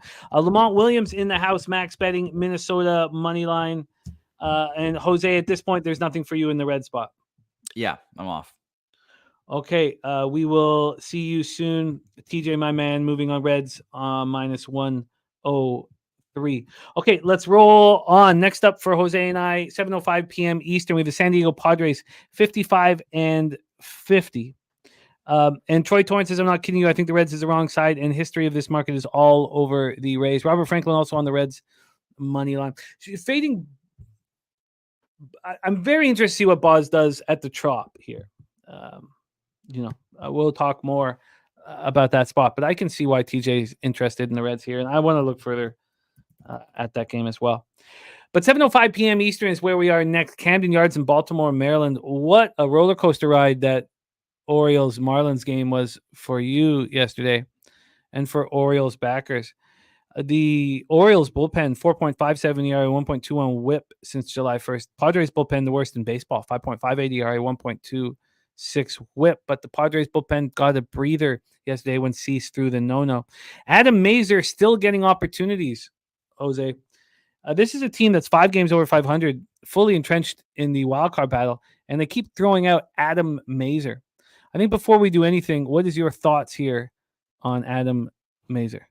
He's not been bad. I mean, well, obviously everything is adjusted with expectations. Everyone had low expectations coming up for him. And 5 earned runs, 4 earned runs, 4 earned runs is kind of, it's not kind of, it is bad. But he started off with 6 innings, 1 earned run, a shit start, 3 2/3, 2 earned runs. You'll accept that against the Mets. And then 4 2/3, 3 earned runs against Milwaukee. Kind of tough opponents, honestly, he's faced, but not someone I've backed. Someone that will try to eat up innings for the Padres. The bad part about him is, Jimmy, is that he's gone 5-6 innings in his very first start, but he's probably going to go 5 innings here, and we're giving the ball to a Padres bullpen that you've said yesterday has been horrible recently. Horrible, but are fresh, if that helps. Oh, by the way, something about this trade deadline is the rumors in the marketplace are that the Reds bullpen is going to get picked apart, that they're not going to go for the wild card. These are the two most important games of the year, supposedly for the Reds. And if they can win these two games, maybe they try to get in the wild card. If they lose these two games, supposedly their bullpen's just going to get picked apart. Supposedly. So we'll see, if that comes to fruition. 83 Fahrenheit in Charm City, home of the Von Polo family, Baltimore, Maryland, 5.8 miles per hour, right to left, slightly in. Dies down to 5.1. Weather is a non-issue here. Razor Sharp pick says San Diego 10-3 straight up in their last 13 games on the road. Totals gone under in 16 of San Diego's last 22 games on the road. And Stephen Hairston saying Orioles first 5 a run line juiced, but as long as that piece of shit is in the Orioles bullpen, I'll never back them full game again. Do you know who that piece of shit is? I believe Craig Kimbrell. Yeah. But I used to pitch like Craig Kimbrell. I modeled my whole motion after Craig Kimbrell. So I used to do that whole thing as well. But yeah, I mean, he's been horrible. Well, it's funny. We say he's been horrible, but if you look at his numbers, they're about like what his career numbers have been. So, but hot take, Craig Kimbrell, not a Hall of Famer, not a MLB Hall of Famer. So, wow, I never really don't. No. I mean, he's bad, but he's gonna be one of the got a best hell of a closers. resume, doesn't he? Yeah, he's going to be one of the best closers, probably the second or third best closer, maybe even the best. You can make an argument of our generation, but closers do not make the Hall of Fame very easily. But no, he's not going to make it. Justin McCovey says, why does Kimbrell do that with his arm? We know why, right? Yeah, come on. We all know, Justin. Blows dudes. Yeah. All right, Grayson Rodriguez on the other side, 12-4, 3.83 ERA, 1.22 WHIP, 105 and 2/3, 120 strikeouts, 33 walks, 13 home runs. In his last start, 6 innings, 3 hits, 2 earned runs, 8 Ks, 2 walks, and an 8-4 win at the Rangers. Sorry, still thinking of this. This is so stupid. When I was like 21 or 22, I had my first TV set, and I had this terrible joke. It's so bad. And I did it in the dress rehearsal, and they were like, no, you can't do it. We don't want it. And I fought for it. I was like, no. And I can't believe I fought for this joke. They're like, no, you can't do it. It was such a bad joke, such a stupid joke. It's so stupid. I don't even know, but it's in my mind right now. I'll tell you. So I was like, my uncle, he's a little, he's a little arthritic. And my aunt, she has it in both hands. Stupid joke. But what's even more stupid is that I fought for it. I was battled for it. Yeah. The producer's like, no, that nobody. Well, what is that? Like, we don't even know what you're talking about. I'm like, look, you don't know what I'm talking about. And then she's like, no, we want cut it. And I was like, I fought. I was like, no, it has to be in that. What an idiot! Why you fight for it? Just listen to the producer. Did you do it? No, of course I didn't do it. I wasn't allowed. They were like, no, you're not allowed on our stage with cameras if you're gonna do that terrible joke. It's like this one. Okay, I digress. Grayson Rodriguez going up against the Padres. Padres versus righties, 248, 664 OPS since July 1st. Orioles versus righties, 253, 730 OPS since July 1st. And then these bullpens have been horrific. So let's take a look at the line history here for this one. We're using Pinnacle lines. This is sitting at minus 183. Opened up at minus 190. So we've had a slight 7-cent move towards the San Diego Padres. On the total, we are sitting here with a 9, minus 111 to the over. This opened up plus 101 to the over. We've had 12 cents of movement to the over. And from a cash flow standpoint, 84% of tickets, 71% of cash on the Orioles. So Padres 16 and 29. And on the total, 84 and 88 on the over. You finally came around and started fading here the Orioles. You were a little late to the party, but the party could still be going on. Take it away, Padres Orioles. Oh my God! I have a good short-term memory, just blocking of bad bets. I just reminded myself of the Marlins and the Rangers game yesterday. Both 1-run losses that just brutalized me. It was very annoying. But yeah, I mean, I thought this was a pretty interesting price for the Padres here, honestly. I don't think the Padres are really that bad. And, honestly, this price is fully on just Adam Mazur being shit recently, I guess, according to everyone. But honestly, if they're going to keep throwing this fucking guy out there, I think they believe in him. Like you say, I mean, they're not going to keep just running him into the ground. Now, who knows? Maybe this is his last start before the trade deadline. Maybe the Padres will do something as well. But, like I said, I think the Padres are live in this game. Honestly, I do. So I consider fading the Orioles again here. 16% of the bets, 29% of the money on the Padres. And, I have a line opening up at -190 and it's down 10 cents. So I'd be semi-interested in the Padres. Yeah, I just haven't moved on anything. Would love to check this line later in the show, and I'd love to see the Orioles at if it was -160, that'd be great. But realistically, if it was -170 or below, I'd probably move on the Padres. Yeah, I guess I stay off of it here. But it's a fishy line. It's a fishy line. And yeah, I don't at this point, after watching the Marlins come back on the Orioles, I have no idea what the Orioles are going to do. I think it's probably good that they get to go home. Baltimore 1-6 in their last 7 games at home. Wow. They're only 30-22 at home, and they're 20 games over 500. Let's roll on. Next up for us, 7:07 p.m. Eastern, Texas Rangers 51-52, 22-29 on the road. The Toronto Blue Jays 46-56, 23-28 home at Rogers Center in Toronto, Ontario. Shea Hildebrand came in. You guys know the story. He walked in. This is many, many years ago, and he wrote on the chalkboard, "This is a sinking ship," in the Blue Jays clubhouse.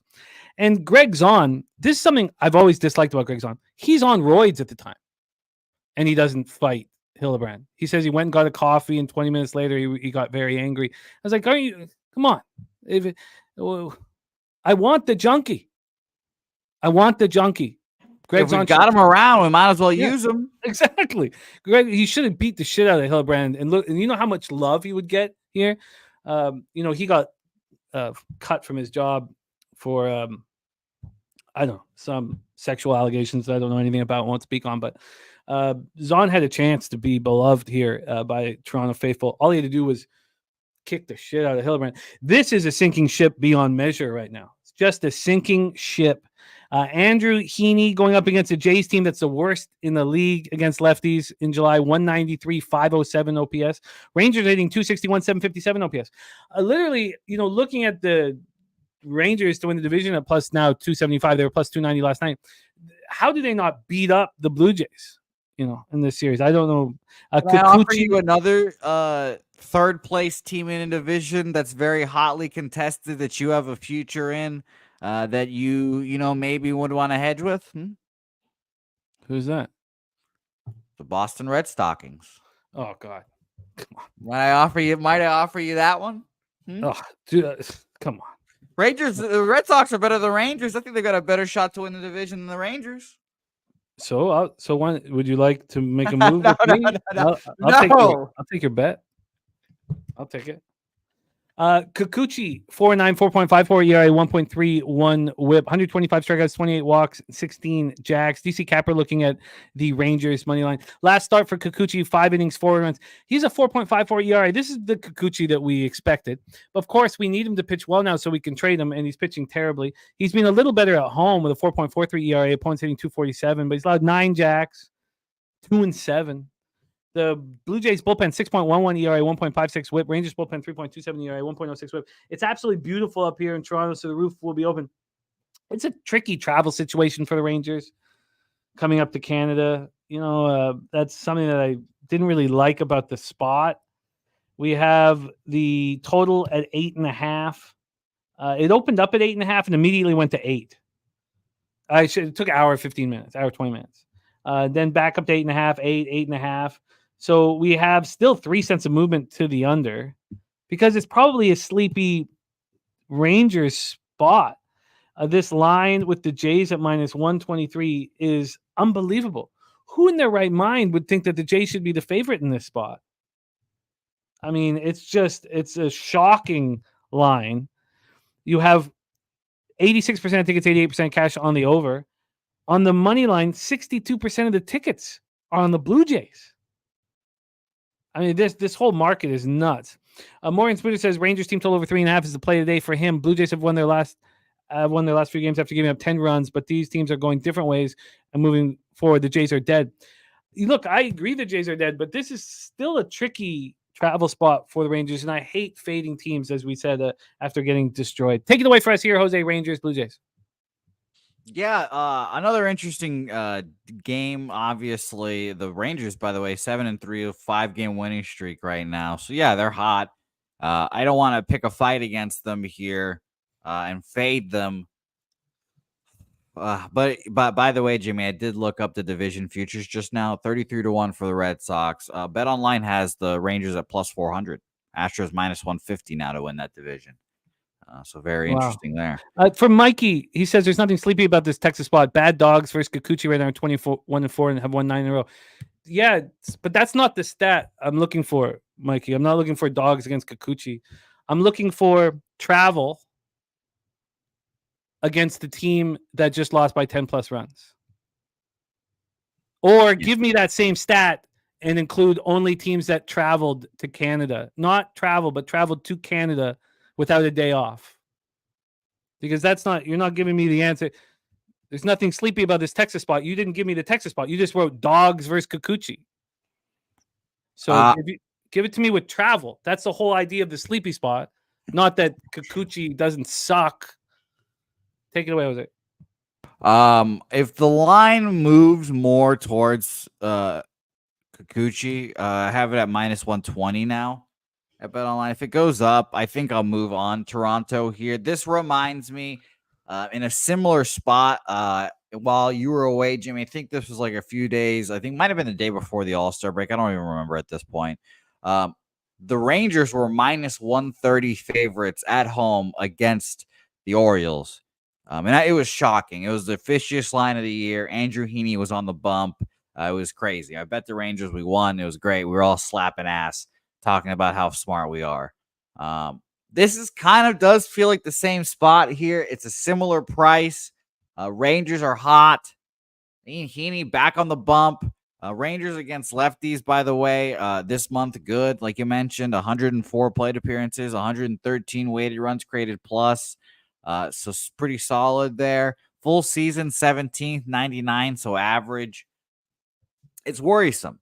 But I think the fishiness of this line puts me on the Blue Jays here, honestly. So if we go on the show, I'll be checking every once in a while to see now.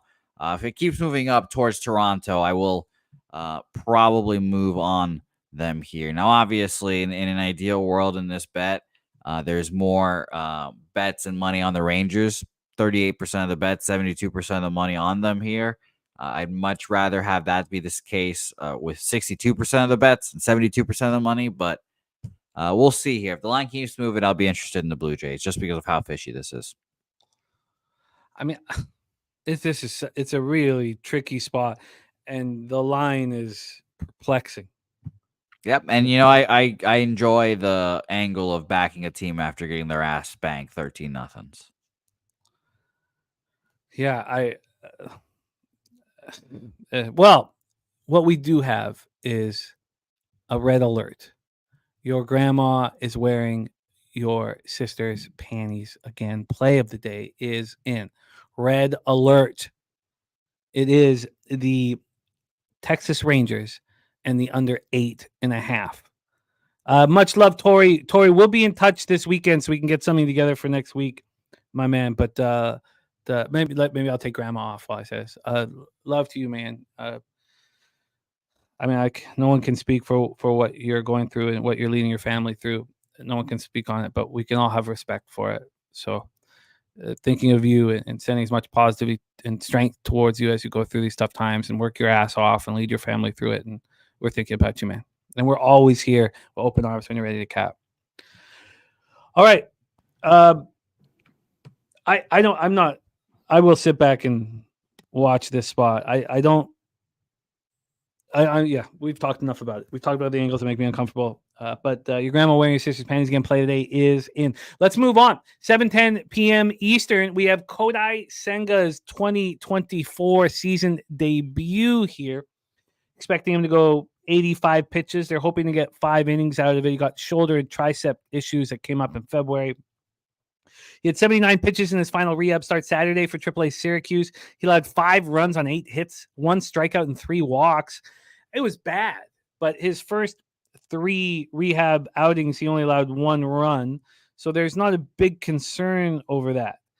But what the hell's Kodai Senga going to give us here? Going up against Charlie Morton in Citi Field, Queens, New York. Let's get into the weather here in Queens, New York. 82 Fahrenheit, 6.7 miles per hour, right to left, slightly in, and then is fully in for 5.1 miles per hour, and then a little right to left action late in the game at 5 miles per hour. Wind, not a big issue.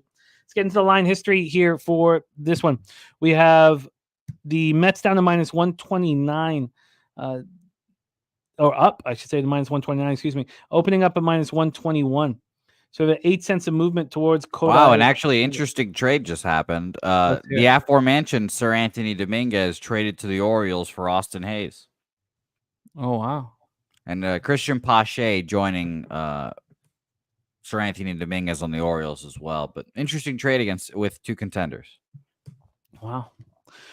From a total standpoint here, we had a big move to the under. This opened up at 8.5 as a legit 8.5.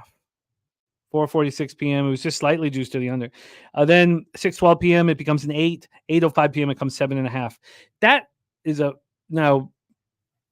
Oh, is that because Kodai Senga wasn't listed? Did you say, Jose? That is, see, that's why I wanted to hash these out with you, because I was a little worried that they opened it up and they weren't sure who was going, and then Kodai Senga officially got announced, and then they move it down. Or if it opened up at a legit 8.5, would I be more interested in, moving on the over here? And I was this of the 2 that moved down. This one is the over that interests me the most. But we're all going on overs with the best under team in baseball at the Braves here, so it's concerning. Justin saw Kodai yesterday at Bet Rivers, so that's a good sign. Morgan's, we knew he was pitching in this spot. Morgan says Senga's ghost fork was the second most effective pitch thrown in baseball. Ohtani's splitter was number 1. This Mets team is rallying and get their guy back. I really want to back the Mets. BJ says the way the Braves lost yesterday was disgusting. The Mets backer should have lost. Shake my head. Handed them the game. You know what? Watching Kershaw's curveball, wasn't that just nice to see it again? I missed it. Yeah, it was nice to see until these motherfuckers just did not. They just kept scoring. I was like, God damn it, Logan Webb, what the hell? He's not pitching well, Logan Webb. No, not against the Dodgers, but it should have been. They had loaded bases with no out. Yeah, it's disgusting. That was in the bottom of the third, top of the third. Still, we got that first 3, but not good enough. Troy Torrance says this should be Atlanta. Charlie Morton coming off a great start, 3-2 extra inning win at home over the Cardinals. But on the road, he doesn't pitch as well. He still pitches good enough. 2-2, 4.47 ERA, 46 Ks over 46 and third, 6 jacks allowed, 229 opponents batting average. The Braves versus righty since July 1st, 232, 670 OPS, Mets 248, 756, and the Braves bullpen being so good, 2.24 ERA, 0.98 whip, while this Mets bullpen has been struggling. So we know that the wind is blowing in. We talked about the big move on the total. Let's talk about the money line here in this Mets Braves spot. Oh, we did that already. Minus 129, 8 cent move. Sorry, my bad. And then cash flow for this one. 76% of tickets, 56% of cash on the Mets. So Braves have 24 and 44. And this total is 83% of tickets, 81% cash on the over. Take it away, Jose Bouquet. Mets Braves. Yeah, I think of the 2 that go down a full run, this will be the one I move on the over. Speaking of which, sorry, we do have our guy Billy Friedrich, who actually positively predicted. And you mentioned I texted you about this as well. Yeah. I saw it in the chat and I made a note in my head. I was like, I should have brought this up, and then we just moved on. And it was so funny to me where I saw it happen. I was like, fucking Billy Friedrich. Speaking of Billy too, Billy will like this. Billy, I went to the golf course yesterday and I saw a guy with full Cubs, fucking golf bag, club head, all the fucking things. And I was like, oh, blah, blah, blah. And then we started talking about the Cubs. And I was like, well, some people like to call them the last place Chicago Cubs. And the guy was like, oh, fuck you. Fuck off. And I got a good laugh. I was like, yeah, Billy Friedrich right there. Shout out to you, Billy, wherever you are. it's great. It's when things come out from stuff we've talked about in the show, because I've had a lot of feedback on, when an old woman upsets you, and you just say, "Listen, sir, I'm not in the mood for this."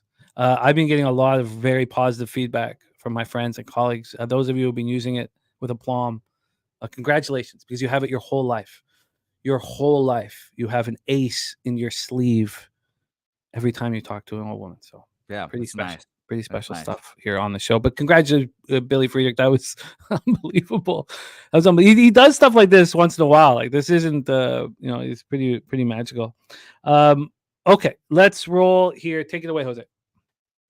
Yeah, I'm gonna move on the over in this game. Kodai Senga, I just don't think is thrown enough. Honestly, for me, maybe it's enough for him, but not enough for me to back him here. So I'm going to be very interested to see how he bounces back here and pitches. And I've been kind of more backing these kind of dudes that are coming in these mid seasons, like Taj Bradley, Shane Baz, Robbie Ray, have all been ones that have been successful recently. It's a little worrisome. He's had 4 starts, by the way. Kodai, 3 innings, 8 hits, 5 earned runs with his last one. The main thing that has me wanting to fade Kodai, and you guys have probably heard me say this many times already on this year, and sometimes I feel like a broken record during baseball season, but I'm looking at strikeouts to walks in these rehab starts to see. That's the most impressive thing to me. If you have like Cole the other day had like 47 strikeouts and 3 walks, like that's ridiculous. Like you expect him to be ready to go. Senga, 13 strikeouts, 7 walks, just not good. And I think he can get touched up here today. Now, of course, as I go back to the chat and look, I see Noli Knows putting a fucking skull and crossbones, and that fucking terrifies me. But like I said, of the two the games that will go down a full run, I like this one to go over, so I'm going to take the over 7.5 here.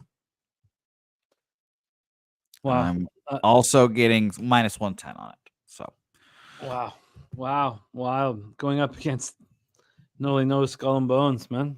Yeah, it's not a fun position to be. I like I said, I go back to the chat as I'm looking at the numbers, and the first thing I see is that skull and bones as I'm taking it over. It does not make me feel good. Even worse, Noli's about to call me an over better, and that's the worst feeling in the world.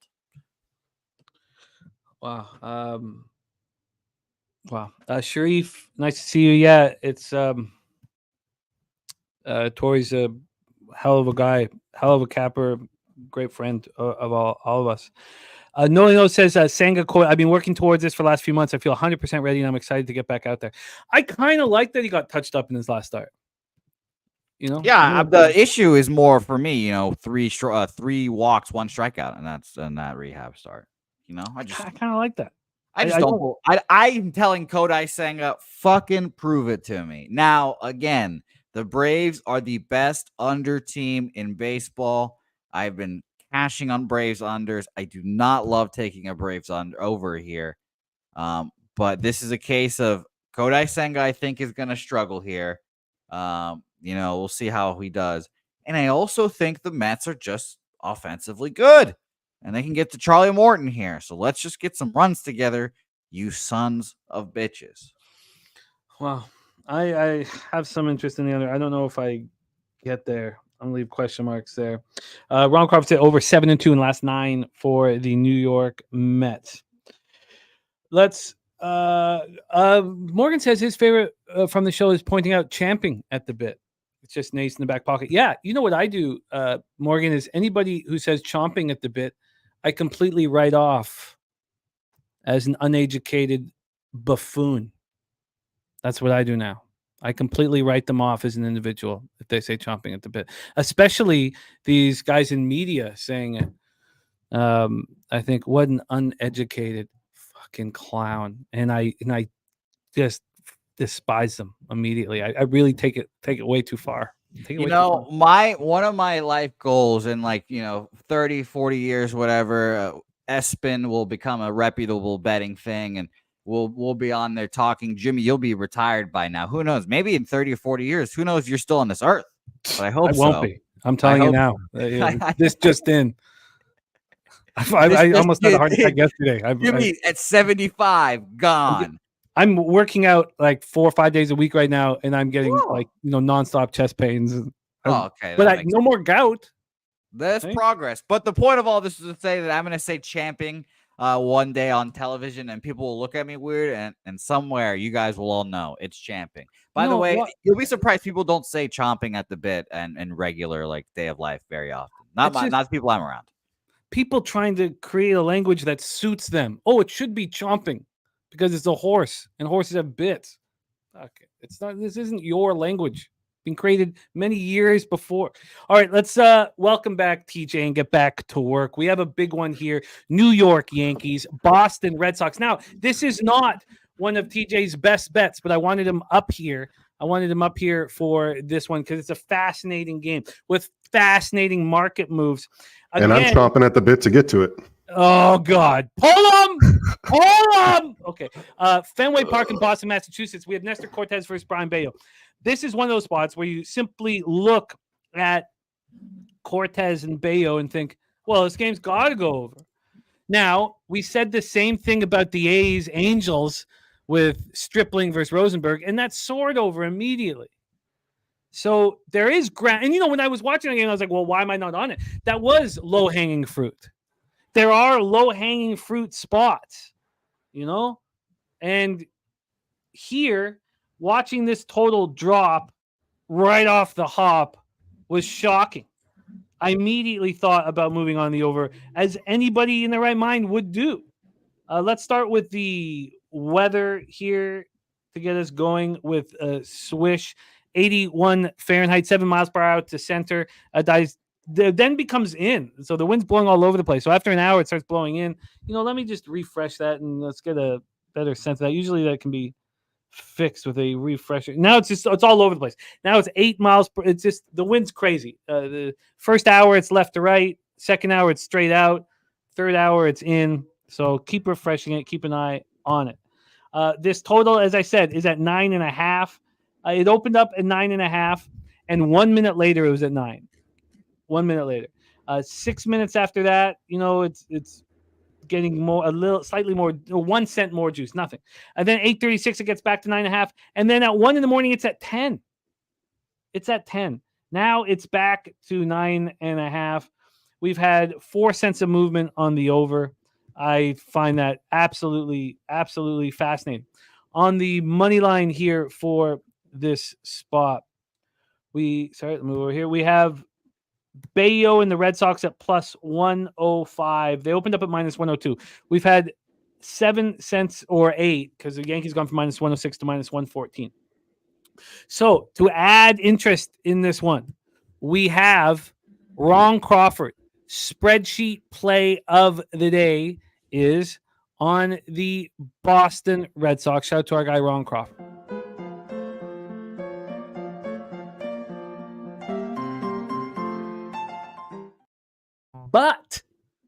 But we also, on his birthday, camping at Lake Huron with the kids, we got Matty Ice, taint play of the day. It's on the other side, New York Yankees.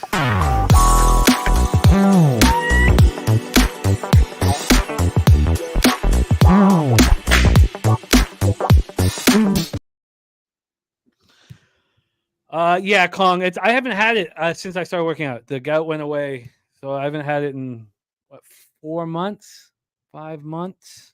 So it's been okay, but it's horrific. The last one lasted a month. Nestor Cortez going up against Brian Bayo. Cortez 4-9, 3.99 ERA, 1.16 WHIP. In this last start, he went 4 1/3. He allowed 6 earned runs. He allowed 3 jacks and 9-1 loss at home. On the road, he's much worse. On the road, he's throwing 50 2/3. Opponents are hitting 3.01 against him. In those 50 2/3, he allowed 10 jacks with a 6.04 ERA. It is horrible. He is being 0-5 on the road. He's being touched on the road. Here he is on the road. Brian Bayo coming in off a 7-6 extra inning loss at the Dodgers. Quality start. 6 innings, 3 runs, 7 Ks, 1 walk. At home, he also has an ERA over 6. 6.20 ERA. At home, opponents rating also 3.01 against him. 3.01 against Nestor on the road. 3.01 against Bayo at home. Yankees versus righties since July 1st, just 244. Well, not just 244, 772 OPS. They've been good. Red Sox versus lefties, 224, 675. And the Yankees bullpen stepping up again. Stepping up. 3.07 ERA, 1.00 whip. Okay. That is the situation. Let's take a look at the cash flow for this one. 72% of tickets, 63% of cash on the over. Sharp bets on the under with these two pitchers who we've seen. You probably have vividness bias of them being good, but they've been gas cans in this situation. And 64% of tickets, 75% of cash on the New York Yankees. TJ, best. Oh, this isn't a best bet. We just wanted to call in a ringer for this fascinating game. Take it away. Yeah, no, it's not, but I do have a play on it.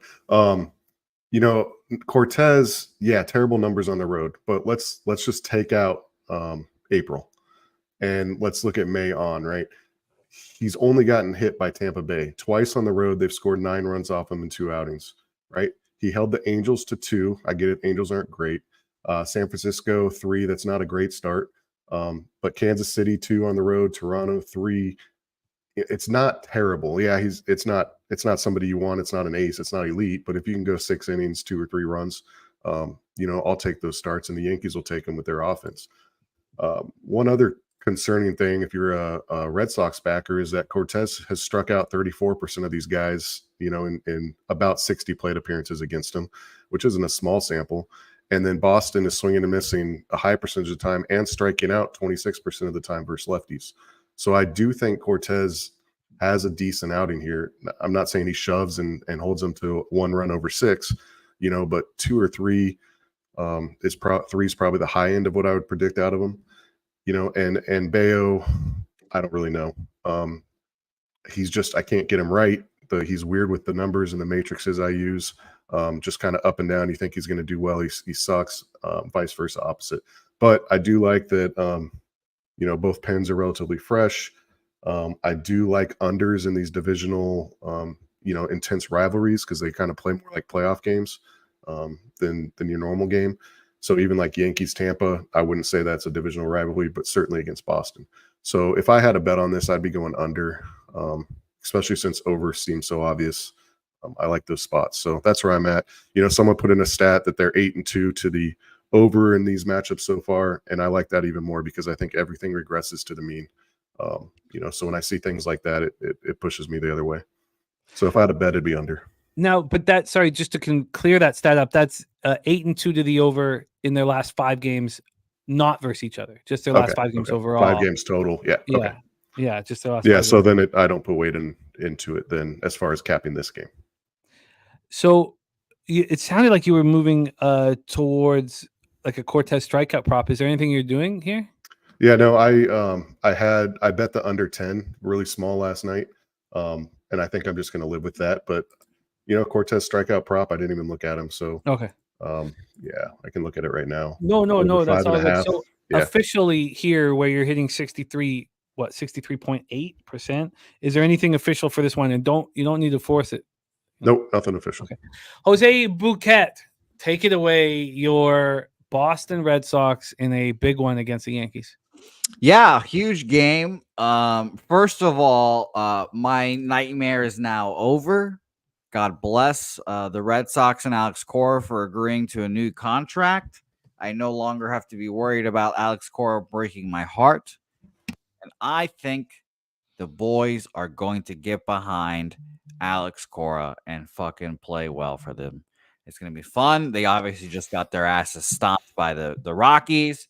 We remember that for being Dabby Cab's stake bet against me.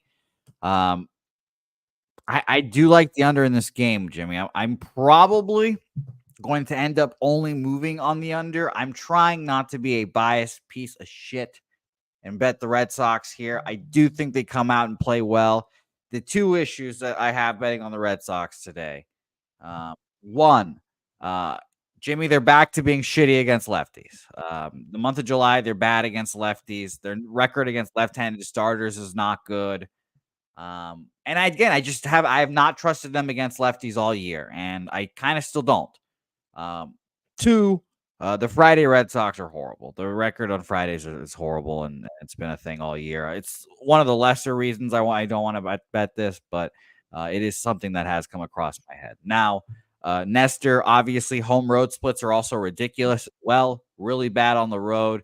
I bet against him in last time on the road, and I believe he ended up pitching well. I can't remember off the top of my head what his exact numbers were, but I do remember not being pleased with it. He at Tampa Bay. Actually, no, I lied.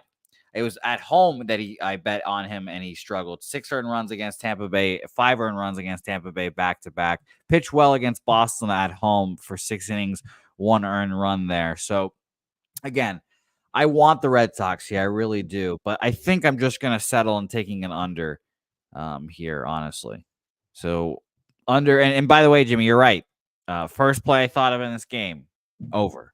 Brian Bayo's not been pitching well. Nestor Cortez on the road, et cetera, et cetera. That was the first play I thought of today. And it also helps that, Jimmy, we've talked about this many a time before. The first play that jumps out of you, probably not the best play. So take the opposite side of it. So are you officially moving on this under? Yeah, I'll be on the under right now. Reb Mosk asking good questions as well, Jimmy. I don't know if you saw that. Reb was asking good questions. Oh yeah, and I answered it, of course. I got my ear to the streets, man. Great stuff from the chat. Phenomenal stuff from the chat, and from a life factor, a lot of love to Ron Crawford and TJ for their service, and I love hearing that. And you start learning why these guys are so skilled at handicapping sports. It's so complicated, and you get an idea when you hear their history. And then for angles here, Troy Torrance giving his database angles, and Mikey Money as well. How do the Red Sox do after a road game now back home? 0-12 straight up at home off of a road game. And they're coming back from Coors. It's not the next day right after, which we've talked about kind of hurts offenses at times. But, it's obviously the next game right after Coors does concern me as well. But it's the Yankees, and the Red Sox are the Yankees. So I wouldn't be surprised at all if the Yankees win this game and the Red Sox take the next 2. It's kind of what I'm feeling for this series. I think the biggest issue in this game is the Red Sox aren't hitting lefties right now. Yeah, it's been my worry all year, and that's why I hope they get more righties. If you add in the breakdowns of the issues with Red Sox on Fridays, or the Red Sox coming home after a road trip, you tie in TJ's comment on if you cut Cortez's road, April starts, or late March, April starts, or it's only the Rays who've been touching them. When we get all the way, when we come full circle here, TJ, do the Yankees become more and more appealing as we've broken this down? They do. Certainly do. But not enough for you to bet at this point. I don't know yet. I don't concern myself with the market numbers as much as, some cappers do. I just have a little bit of a different system, but I know the Yanks are always heavily bet. And if the line's not moving to them, that's a little bit fishy.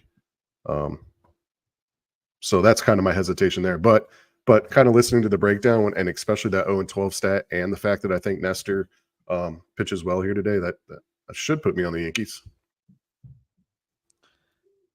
Nestor coming off that terrible start, and Bayo coming off of a good one. Okay, I don't know. I think you. Okay, I'll spend a little bit more time on that, but Yankees have become interesting. We got MMA Locker Room in the house. Shout out to the MMA Locker Room, our guy Millsy. We have the Locker Room podcast up, and it's they've been crushing it. I got to rock with them for the whole Saturday night UFC stream last week. It was extremely enjoyable, and we made money. So shout out to the boys. Check it out. Check out our big video. It's up right now. By the way, under 9.5 minus 113 official for me. You are locked in. They've just become so easy to pitch against. And when you're backing the Yankees, it's so horrible because you're just sitting there waiting for Soto and Judge, and you're just praying that there'll be some ducks on the pond when they get there. It's I can understand your under, and I can understand the Yankees. I don't know if I get to either, but I'm certainly going to be looking at it a little further.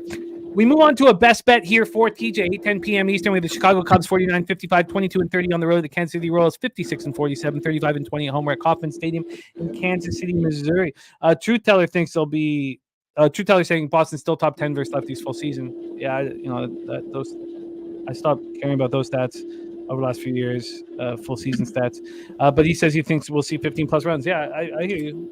That's very possible.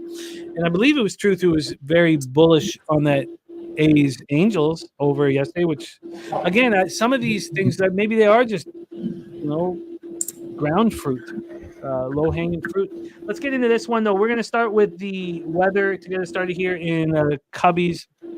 Royals 91 Fahrenheit, 7.7 miles per hour right to left, very slightly out, dies down to 6.9, not a big deal. Let's get into the line. Oh, so yeah, we are hearing something. Is that? Oh, that must be. Oh no, I think it's you, TJ. Let me see. Yeah, now it's gone. Can you go back on?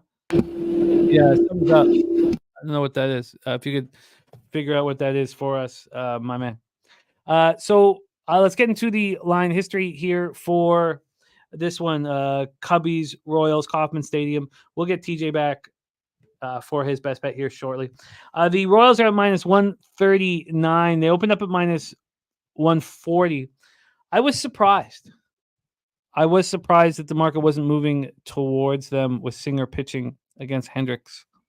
When we get to the total in this spot, here we go. We have it sitting at 9, minus 109 to the under. This opened up exactly there. So we've had no movement on side or total. No movement inside or total. When we get to the cash flow here, you have 84% of tickets and 85% of cash on the Kansas City Royals. And the line's not moving towards them. Yeah, not comfortable. On the total, you have 77% of tickets and 81% of cash on the over. If the line's not moving towards the Kansas City Royals, is the market saying here? Enable Alvarez saying Royals. Yeah, I mean, that was the first thing I thought too. If the market is moving, let's get TJ and Jose back in business here. And perfect, TJ. Yeah, we don't hear it anymore. So perfect. If the market is not moving towards the Royals, and they have Brady Singer on the hill, who's 5-3 with a 2.43 ERA at home. He's only allowed 4 home runs, 6 2/3. Opponents hitting 203 against them. The Cubs aren't hitting righties very well, 246, 706 OPS. And then you have a Royals team that's raking against righties since July 1st, 283, 766 OPS. And you have Kyle Hendricks on the mound, who's been a gas can for most of the season, especially on the road with 7.08 ERA, 287 points batting average. He's allowed 10 home runs and 40 2/3. BJ says this market kept me off the Royals last night, Jim. Did the same for me, BJ. Exact same for me. I'm right with you. But I think it's indicating that Kyle Hendricks is going to have a good start. If we know that the Cubs are not hitting well, Hendricks is a problem, and this Cubs bullpen has been the best in baseball in July with a 1.41 ERA and a 1.06 whip. Royals bullpen's been good too. Does this not lead us towards an under? Let's hear what TJ has to say. Shout out to Chill Will in the house. We got Ricky Bobby rolling with us. Joey Harb. Take it away, TJ. Cubbies, Royals, best bet time. You're muted, my man. Yeah, under. You summed it up pretty well. I went ahead and moved on it. Market is indicating that Hendricks pitches well today. And like you said, he's backed by a very good bullpen. KC is a little bit concerning because at home, their offense tends to click a little bit better. There's some rumors out there as to why. Who knows if they're true or not. But yeah, at home, they're a little bit better offensively. And Hendricks doesn't have good history against them. 70 plate appearances. They're batting 350 off him. I think that's obviously the concerning part about taking an under here. I don't think there's any reason not to expect Singer to shove. He's been excellent. He's only allowed more than 1 earned run once in his last 6 starts. And that includes a game in Colorado. Boston got to him, but, Tampa, Miami, Texas, teams that are better offensively than the Cubs are at least right there with them. 2 rested bullpens. Just points to the under for me. And, even if Kansas City gets to Hendricks, say they get 4 off him and he gets pulled after 4 innings, I still think the under's live. So I'm not going first 5 under, just full game under so I can get that pen. Yeah, it makes perfect sense to me. This all makes sense to me. I'm going to plan on joining. Jose, take it away. Yeah, I'll join everyone. I'm under party. Shout out to Noli wherever you are. I've been So wrong about Hendricks. I just thought he was washed up, and he just comes out here, does his fucking thing. So under for me, I'll keep it short and sweet. I agree with all you guys. The market, all the money on the over, it's ticking down slowly, admittedly, but ticking down to the under. Oh, we are getting that feedback again here, so we'll. It's like you got a little Roomba driving around your feet, TJ. That's what it sounds like. I'm just a vacuum cleaner. But we'll get it figured out because we need you here, TJ. Actually, you have a couple games here off, so maybe if you could take a look at this one. But Dabby Cab coming back for our next spot on the board. I am going to tail TJ on that Cubbies Royals. Makes perfect sense to me. Morgan Spooner says red flag ever so easily, liking the under. I don't.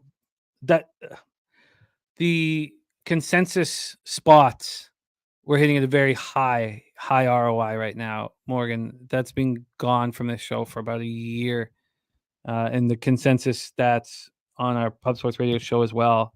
Nothing wrong with you being uncomfortable here, but do remember that in a spot like this, with 77% of the tickets and 81% cash on the over, I find it extremely exciting to hear consensus on the opposite, because the public are going to see a 6.69 ERA for the Cubbies and the Royals, hot sticks, and this line's not moving towards the Royal. I mean, I just think it's not a red flag to me. It's a fucking green flag with a dead president on it. Let's bring on our guy, the Magic Man, back for best bet number 2 in a fascinating game, Mr. Dabra Cadabra. Dabby, how are you? Good, man. Ready to roll. I'm loving today's card. You know, not a ton of bets, but I like what I got on it. So we come to this game where we have the Trill OG play of the day, Astros first 5 money line from our guy LJ from H-Town. So let's get into this spot, because it's very important here. All these games are going to be very important here as we roll through with the Astros division action. It's it's not being a strong baseball season for me. It's an important bet. We're in Minute Maid Park in Houston, Texas. Here, that being the Astros to win the division action, plus 375. BJ's on Astros money line. I'd be interested in getting there. This is as weak as the Dodgers have looked in a few years for me. Very, very beatable baseball team right now. That's crazy because they dropped $1 billion. Yeah, but the injuries have been enormous. Yeah, I was called a fucking ass clown for saying this team was not going to win the World Series.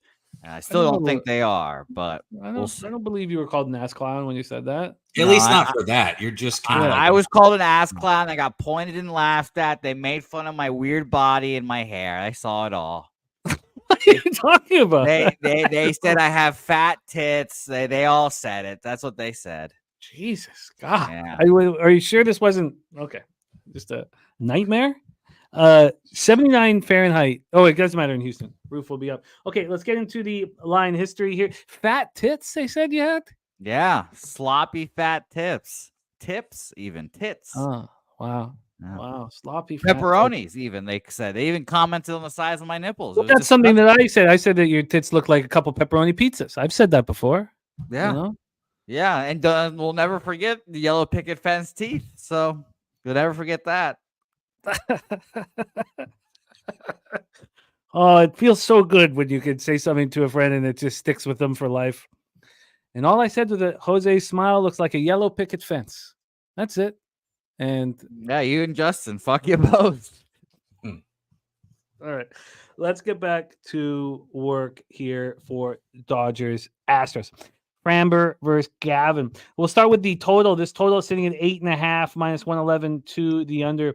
2-cent move on the under. On the money line, we are sitting here with the Astros at minus 127. They open up minus 117, 10 cents of movement towards them. Let's get into the cash flow for this one. Oh, sorry. Let's get cash flow. Cash flow for this one, 68% ticket, 67% cash on the over. On the money line, 63% of tickets, but just 42% cash on the Astros. This game makes me nervous. Londo on the Astros, first 5 minus a half. Robert Franklin on the other side with the Dodgers, first 5 money line.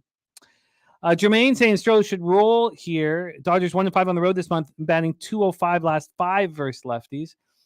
Since July 1st versus lefties, 223, 693 OPS, which is no better than what the Astros have been doing to righties, 242, 674 OPS. If you're looking for a big advantage here, it's the Astros bullpen over the Dodgers bullpen. Dodgers bullpen's been horrific, 5.55 ERA, 1.57 WHIP since July 1st. Gavin Stone coming off another strong performance, 4-1 win at home versus the Red Sox. Now, we faded him after he threw a complete game shutout and cashed, but he's a strong pitcher. On the road, he's 6-2 with a 2.83 ERA, 229 points batting average. He's only allowed 3 jacks over 47 2/3. Framber Valdez coming off a 4-2 win at the Mariners. You know, not a great start, but good. He's been good all year. 3.63 ERA, 1.28 WHIP. At home, 4-2 with a 3.38 ERA, 253 points batting average. Here we go. Dabby Cab, best bet. Take it away. This is such a interesting game. You know, Valdez hasn't been great. You said it, 3.63, 1.28. Not bad, but hasn't been great. You know, 17 starts. He's got to be that guy for the Astros. If we want to cash our division tickets, Jimmy, we need Valdez. We need him to step up and be the guy because, you know, their rotation is not as deep as it's been in times past. You know, he's got 88 strikeouts to only 36 walks, 104 innings pitched. Recently against the Mariners, he had a good start. He only gave up 2 runs in 5 2/3 innings, struck out 6, walked 4, which I don't like to see. But then you flip on the other side with the Dodgers here. You got Gavin Stone. You know, he's been great for them. 9-3 record, 3.19 ERA, 1.23 WHIP. He's had 18 starts, so they're both sitting at just over 100 innings on the year. 79 strikeouts to 28 walks, so his numbers are good there also. He's just, you know, he's been worth the wait, I guess you could say, for the Dodgers, and they need him. Both of these guys, these teams need, okay? So this is a big pitching matchup, and I can't get behind the pitchers here. This is offense. I think we're going to see runs here. I like the over. I like the first 5 over. I'm obviously going to be on Alvarez when I see runs. You know, Alvarez has 4 doubles, 1 triple, and 1 home run in his last 4 games. He's been tearing the cover off the baseball. So Yordan Alvarez, over 1.5 total bases at plus 112. And then I'm also going to go ahead and take the first 5 over 4.5 at minus 115. Okay. Sorry. Could you give me those again? First 5. So speaking of this total, just quickly before you give it to us, there's been a 2-cent move on the under full game. 2-cent move on the under full game. First 5 though. First 5. There's been a 9-cent move to the over, which is fascinating. Cabby, can you give me your action one more time? I got the first 5 over 4.5 minus 115, and then I got Yordan Alvarez over 1.5 total bases plus 112. Alvarez over 1.5 bases plus 112. Jose, take it away here because I find the sticks, the way the Dodgers hitting lefties, Astros hitting righties just doesn't correlate with it. But the market, I do find that first 5 over 4.5 appealing. Take it away, Jose. Dodgers, Astros. Yeah, I just looked at, like you said, the numbers, righties and lefties against these alpha offenses recently. Both haven't been hitting well. I was looking at Astros in this game, admittedly. Bet online open this up at, I don't want to misquote here, minus 110 up to minus now 127. And these are full game, obviously. So I was definitely interested in the Astros today, honestly. I think they get the job done. It just feels like 2 teams going opposite directions. I know the Astros, or excuse me, I know the Dodgers aren't really floundering, but they're just, you know, playing okay. They're still 7-3 their last 10, but I just ultimately end up wanting to back the Astros here. You know, all this being said, the line moving towards them was interesting nonetheless, but I stayed off. I couldn't get there with how their bats are hitting righties. The Dodgers are still scary, sure. And Framber Valdez, you know, for a long time has been my favorite lefty to watch pitch. So I'll be interested to watch this game, but I'm staying off. Huh.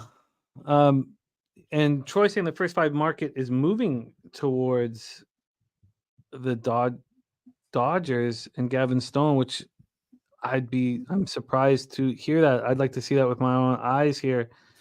Right now, we'll go to Bet Online. We know there's been a move towards the Astros full game. And first 5, he's right. A very slight move towards the Dodgers. Wow. And then Mikey Money throws, so Skunt Blaster on Astros, money line under 8.5. The wild move here is from the comment section is Mikey saying, circle this Dodgers spot. And remember me saying this might be the best spot on the board. Who said that? Mikey Money says Dodgers road series openers are 30-6 and 9-1 in the last 10. I'm off. I thought I was going to be on.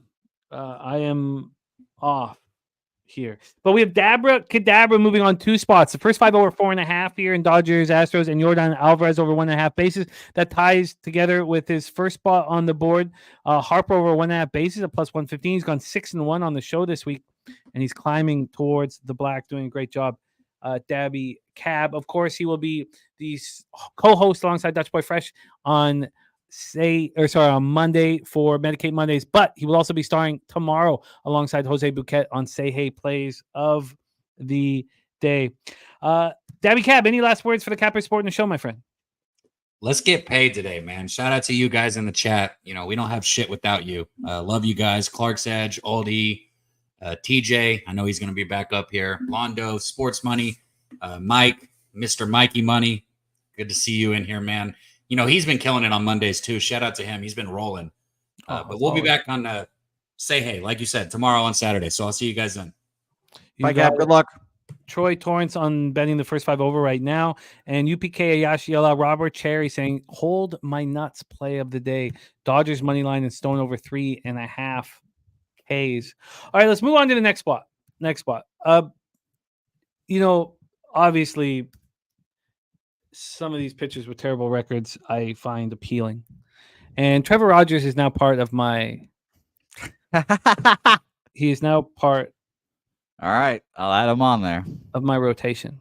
Now, I can't take advantage of what I'm seeing from Trevor Rogers. I'm seeing him pitching better than he's pitched in a long time because I need him to go up against a team that isn't hitting lefties.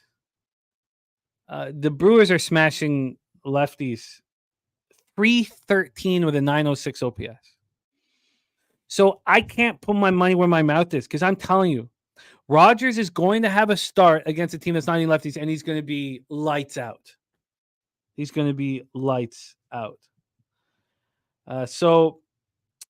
And yeah, that was a big win yesterday with Rosarena, last RBI in a Rays uniform.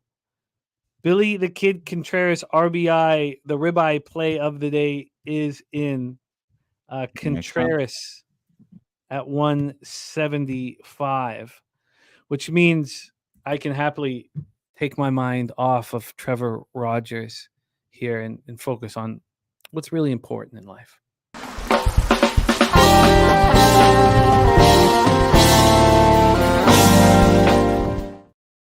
Jose, you got one job. We got to see the ass, and you come on. Let's see this again.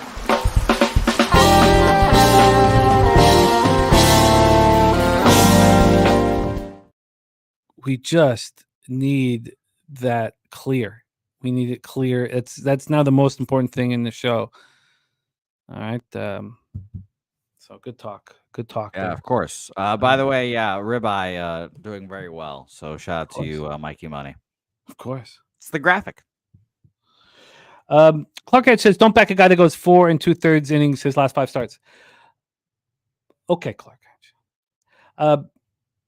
I'm telling you, he is going to have a situation here very, very soon where he absolutely shoves.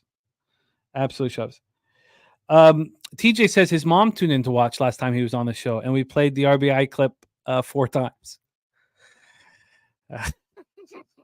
You know, I mean, what can you say? By the way, I thought it was funny yesterday. Kongs was watching with his children, and then he had to explain to his kids why there were grandmas just being flashed on the screen as well. And I imagine that conversation went really well. Kongs.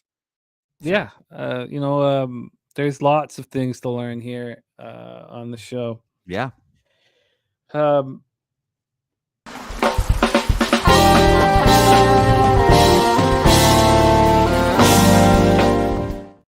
I don't know why your mom wouldn't approve of that, TJ. I think she'd be very interested. Well, I mean, look, sometimes you need a moment of zen. You need to sit back, hear the running water of the creek, and stare at it. Apparently, there's fish in that water. I mean, we're obviously not looking at the fish in the water, but apparently there is. No. So there's water there. I'm telling you,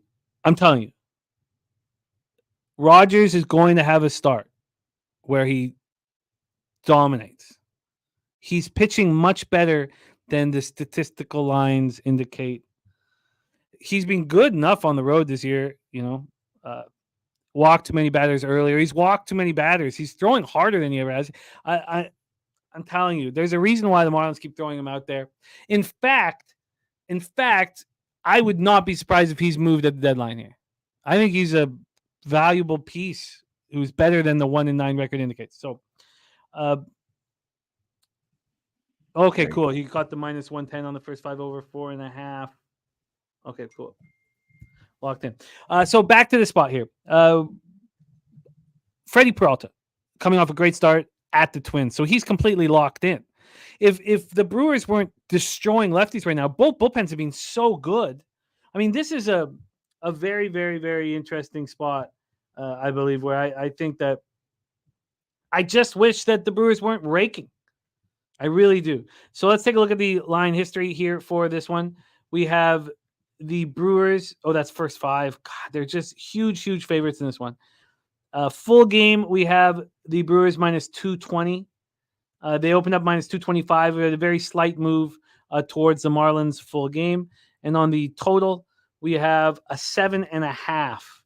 I mean, come on, Clark Ed. Do you think they give you this opened up at 8 and dropped to 7.5 last night, 10:51? If this pitcher was a gas can, I'm telling you, like I watched these games.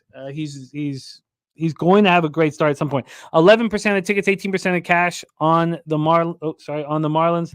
God, sorry, fuck that up. And then on the total, we have. Sorry, I screwed that up here. On the total, we have 86% of tickets, 84% of cash, and it goes from 8 to 7.5. Take it away for us here, Jose Bouquet, Marlins, Brewers. Yeah, I mean, obviously, this was a tough game to bet. I mean, the Marlins losing yesterday really, sons of bitches, man. They get your hopes up and then just put you down. That was the worst. But yeah, I could easily see the Brewers struggling here against Trevor Rogers. They've not been good against lefties for the last 2 years, and the only player that can hit lefties on their squad happens to be the best hitting best hitting hitter against lefties, which is Contreras, which is, I mean, exactly why Mikey's on him. So that makes sense. But I think this is like a mini Yankees thing here, get around him and you'll be fine. Most likely. No Yelich with back surgery as well. So again, the Marlins are semi-interesting to me. And if you don't like if you think the Marlins are in this game, you should probably like the under as well. Well, let's go to batter versus pitcher here because Yelich out. I mean, these numbers versus lefties are insane. He was telling me there's only one person delivering.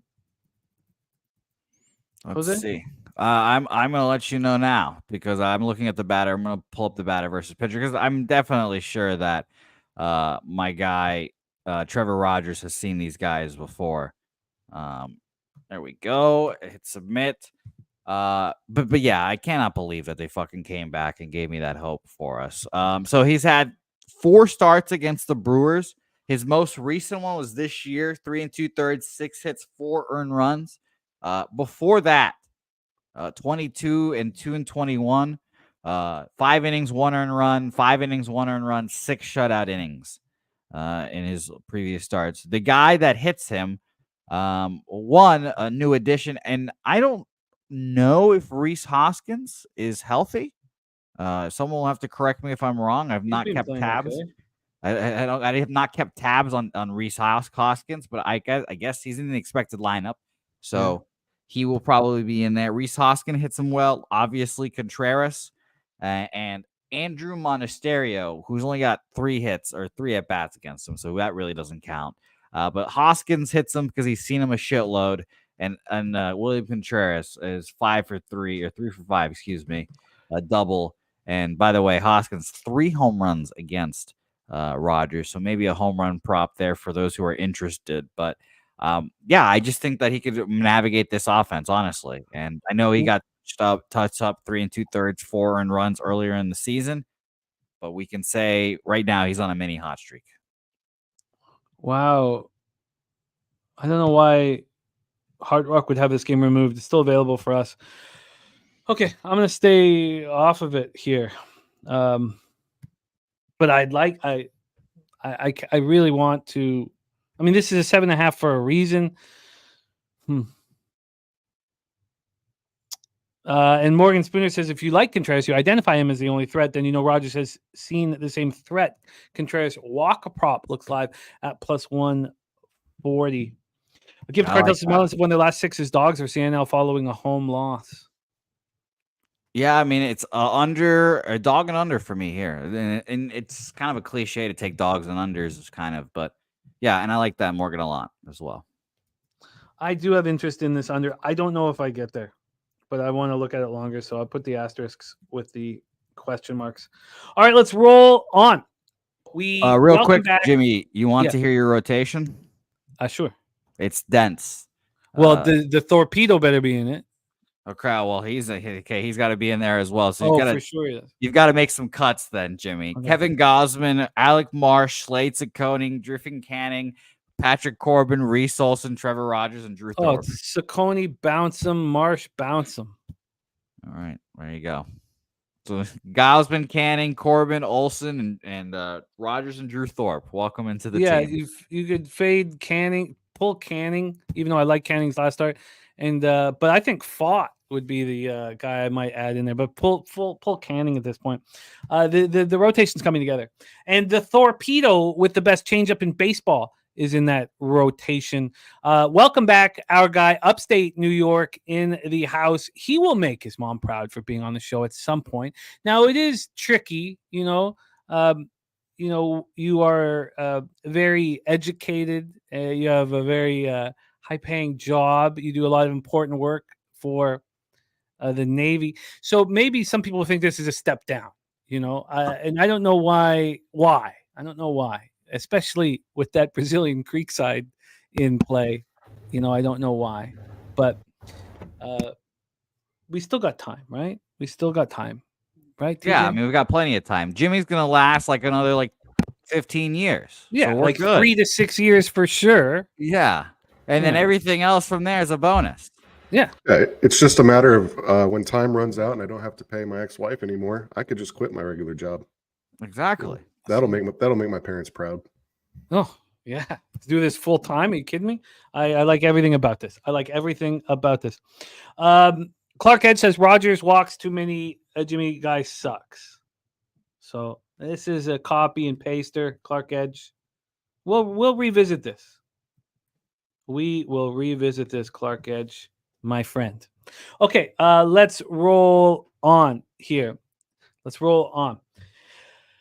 Our spot, I moved on. This was the best spot on the board where everything correlated for me. I don't care that Arozarena is he even going to be in the lineup today? Probably not. I mean, maybe he is. No, I don't know. I'd be surprised if he was. Because that trade happened at 1:30 in the morning, my time, 2:30 in the morning, Eastern. So imagine him flying out red eye 5 in the morning. I don't know. And back to Clark Edge. Look, I'm not on I said that he's going to have a start against a team that doesn't hit lefties hard, and he's going to smash and grab. This is not this start. They're hitting 303 with a 916 OPS. I'm not, it's not. If he allows 3 runs over 5 innings, I mean, it doesn't say anything to me here. But But we were going to revisit this at the end of the year because I said that on Friday, July 26th. We will revisit it. But here, the Torpedo is absolutely, he's a must watch. The changeup is the best in baseball. And how many career starts has this kid had? He's thrown 38 and 2/3 innings, major leagues, with the best changeup in baseball. If it wasn't for Paul Skeens, he'd be getting a lot more attention. But he also faced the Mariners in his first game in the majors, and he got touched a little bit by them. So they've seen the changeup. I think he's much better now. 7 career starts, says Billy Friedrich. So his last start at the Royals was absolutely spectacular. No earned runs allowed, 6 innings, 5 Ks, 2 walks. He's just getting better every time he's on the mound. He's barely throwing at home, 12 innings at home, and he's allowed 3 jacks. When they figure him out, or when they wait on the fastball and get the fastball, they can go yard. He's allowed 3 home runs, 12 innings. They're hitting 122 against him at home. That's it. But they barreled him. We're in guaranteed rate field, Chicago, Illinois for this. I got the first 5 under 4 at -120. At the time, it was -127 at Pinnacle, and it was -120 at 365. I'd like to see what it is right now quickly here. The first half is at 3.5 at +101. The 4 is now -134 at Pinnacle. It's not a huge move, but I really, really, really like this spot because George Kirby is going to deliver too. When was the last start that Kirby that allowed more than 2 earned runs? He's been rolling right now. Jermaine says Thorpe will get hit. Seattle team total all over 4.5. Look, this isn't a popularity contest. I'm just putting my action out there. Jermaine, you're welcome to be on the other side of a pitcher who's, as good as any young pitcher in Major League Baseball. Maybe that's too far. Maybe you want to talk about Crochet rather than Thorpe. But I love what Thorpe's doing. I think Kirby can shove here. Listen to these 2 teams against righties. So Jermaine Conley says the Mariners are going to get lit up, or Mariners are going to light up Thorpe. The Mariners versus righties since July 1st are hitting 193 with a 605 OPS. So Jermaine, unless you are lacing up the cleats and you can hit the best changeup in baseball, who's going to hit for the Mariners? The White Sox are 202, 574 OPS versus righties. You have the 2 worst teams in Major League Baseball against right-handed pitching in July, going up against 2 pitchers that are really strong.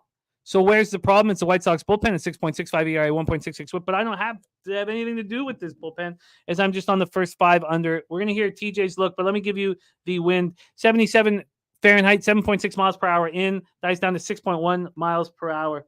Let's get into the line history here for this spot. This total is now a 7. It's not a real 7. It opened up at 7.5, -111 to the under, got up to -119, got up to -121, then went to 7. This was a legit 7 at 10:19 this morning. It was -108 to the over, -104 to the under. And then it went up to 7.5, went back to 7.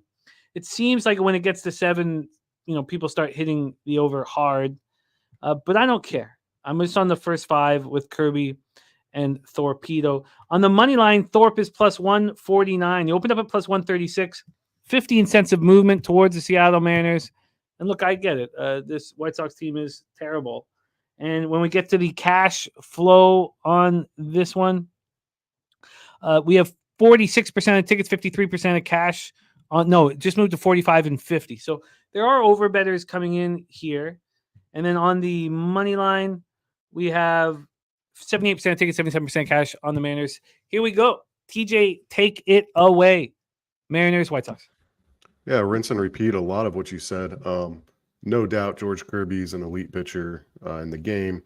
He's gone several one start he had 3 earned runs allowed out of his last 11 starts. All the rest are 2-1 or 0. He doesn't give up. He's given up 2 home runs in his last 11 starts total. There's not enough good things to say. His fastball velo is very high K rate, low walk rate, a lot of swinging strikes, a lot of ground balls. Obviously just an excellent pitcher there. And Thorpe, and we had this discussion a few weeks ago when you backed him, and I wasn't against you in that game, but I said I think the league's going to catch up. Well, they haven't yet. They're not hitting the ball hard off him. His hard hit over 95 miles per hour rate is very low. Barrel rate is very low. It's right down there with Kirby's. These guys have a combined whip of 0.99 together. They have a combined OPS under 600. So and Kirby's done it a lot longer, but until Thorpe gets figured out, I think he's good to back. So I have two plays here, and I want to avoid the bullpen. Actually, I want to avoid both bullpens. I just don't have a lot of confidence in Seattle. Their numbers are okay. Yes, they're rested, or at least their top echelon guys they're all rested. Sorry about that. Chicago has a couple guys that were used yesterday. So I want to avoid the full game. So I'm going to do two plays here. I'm going to take the first 7 under 5.5. That's minus 121 at Heritage. I think DK might be minus 120. I'll look at that to get you the right number. And then I'm going to take the White Sox under a half a run on the first 3. So White Sox team total under a half on the first 3 innings. That's minus 110 at DraftKings. And the reason for that is that Kirby's even better the first time through the lineup. He's got a 182 batting average against, only a 300 slugging, a very low OPS. He doesn't get much worse throughout the game, but I think the first time through this White Sox lineup, and they're terrible versus right-handers, not only the last month, but the last 15 days and since the All-Star break. These guys are just so bad. The last 11 games for the White Sox, they're averaging 1.8 runs. The last 8 games for Seattle, they're averaging 1.5 runs. Including 1 run in the last 3 games versus the Angels, 1 run in each game. So these guys just don't score. So I'm going to take the White Sox under a half, first 3, and the first 7 under 5.5. That was under a half? Under a half run on the White Sox team total. Minus 110. Interesting. Very, very interesting. I'm thinking of bringing in that first 3 under 2 now. Although you're under 7, I can get to send in at minus 125. I mean, Pinnacle, I can get it a little bit cheaper, but nice to not be liquid and send it in. Let's hear what let's hear what Jose has to say about this spot, because I'm getting bullish on it. This was, if you wanted a best bet, it was the first 5 under 4 at minus 120, which obviously is not available now. That would be my best bet on the entire card. I think I want to get involved more because I just bet a regular unit on it. I didn't do anything extra on it. Take it away, Jose. Mariners, White Sox. Yeah, I've been betting Torpedo. I think I bet him in almost every start of his, except for maybe 1. And I'm just going to keep riding. First 5 plus a half, minus 113 at Bet Online. It's kind of a pseudo bet in the under as well, because we all know that the White Sox aren't hitting. Shout to you, Billy. And I expect Corby's one of my favorite pitchers to watch pitch in general. So White Sox here, plus a half. Hopefully it's a 0-0. Yeah, the first 3 plus a half at 365 is minus 165.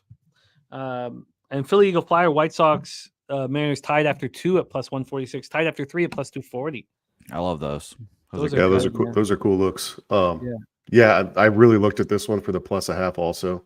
I just don't see the White Sox scoring on Kirby because this fits the mold perfectly for a plus a half. It does. Yeah. But I think I'd rather go that first 3 under 2. I want more. I want to be more involved in this one. I love the breakdown. I love it, all of it. So Jose's on the first 5 plus a half. And what did you get on that, Jose? Got minus 113. Bet Online. Jose is on the White Sox first 5 plus a half. TJ on the first 7 under 5.5, and the team total for the White Sox first three team total under a half. I'm already on the first 5 under 4 and interested in that first 3 under 2. J Dub saying the 0-7 is Seattle on Fridays on the road. Truth Teller looking at the over 6.5 Ks. Justin McKelvey already with the under 7.5 in his pocket. And also a chant of a pig milk play of the day. I don't have pig milk play of the day. How do I not have it? Billy, drop it again for us here. I'm looking for it as well. I don't know how. Yeah, please do, because I want to know what the sweet pig milk play of the day is. So we get it from TJ. First 7 under 5.5 and first 3 team total under a half here for the White Sox. TJ, stay with us here because we only have one game in between your next spot. So stick with us. 8:15 p.m. Eastern. We move on to Washington Nationals, 47-56, 24-29 on the road. St. Louis Cardinals, 53-49, 26-22 at home. Busch Stadium, St. Louis, Missouri. I don't want to harp on it, and I don't want to be keeping it close to me, but how the fuck did I not cash the first 302.5 in Washington, San Diego? It was absolute bullshit. I mean, it was the ump. I don't know if the rain was affecting the ump more than anyone else, but the calls that were being made. And then the outfielder completely overplaying Kim's hit. I mean, it's just, I lose a little bit of money on the first 302.5 and the first 504.5, and it's still like, it's just, these breaks are going to stop. It's not always going to, I'm not always going to get the shit end of the stick, which I feel like I've been having. The Pigmo play date. Oh, say what? Sorry. Do you know what your record is when you do 2 bets in the first 5 like that? When you do first 3, first 5? I don't have it handy. Is it beneficial? I can grab it after the show. My first 3s have been. Yeah, they've been good. Been really strong. So I would imagine that it's been fine. I mean that I was right. I was fucking right. That's what bothers me so much. Is I was just right. That breakdown was all right, and I should have reaped the rewards of it. But I will check all those things. I mean, Jose did a great job in the offseason going over all of the different angles for him, what's been succeeding, what hasn't been. Let's get back to this one. Mackenzie Gore versus Sonny Gray. Because Sonny Gray looks like there was some arm fatigue dealing with. He looks like a clear fade on the road. The problem is here he's at home where he still lights out. He's allowed 2 home runs in 59 innings at home, a 188 opponent's batting average. He's been great at home, 6-4 with a 2.14 ERA. His last few starts have been bad. He allowed 4 home runs in his last start at the Braves. The Braves aren't hitting anybody. They get him for 4 jacks. He's only allowed 2 all year at home. Mackenzie Gore, on the other hand, has not looked very good either. His last start, he only goes 2 innings. He walks 4 batters. There was a 5-4 win at home versus the Reds. I mean, they took care of business. On the road, he's been better than he's been at home. 224 opponent's batting average. I mean, he's only allowed 2 jacks on the road this year, but that's over 37 and a third. So initially, I want to fade Sonny Gray, and I've been getting paid fading him. But then do I want to fade him at home? Clark Head says, play day for Clark. Get yourself a hooker play day over 7.5 in Cards Nats, and says happy Friday to us from our guy Clark Edge. So I thought the Cardinals were even worse versus lefties. They just have no power against them. 250, 649 OPS. Clark Edge saying Gore 8.10 ERA his last 5 starts. I do not fear the Cards against any lefty. The Nats 246, 720 against righties. Cards bullpen's been excellent for a long time now. 2.60 ERA, 1.15 WHIP in July. While the Nats bullpen 4.39 ERA, 1.41 WHIP.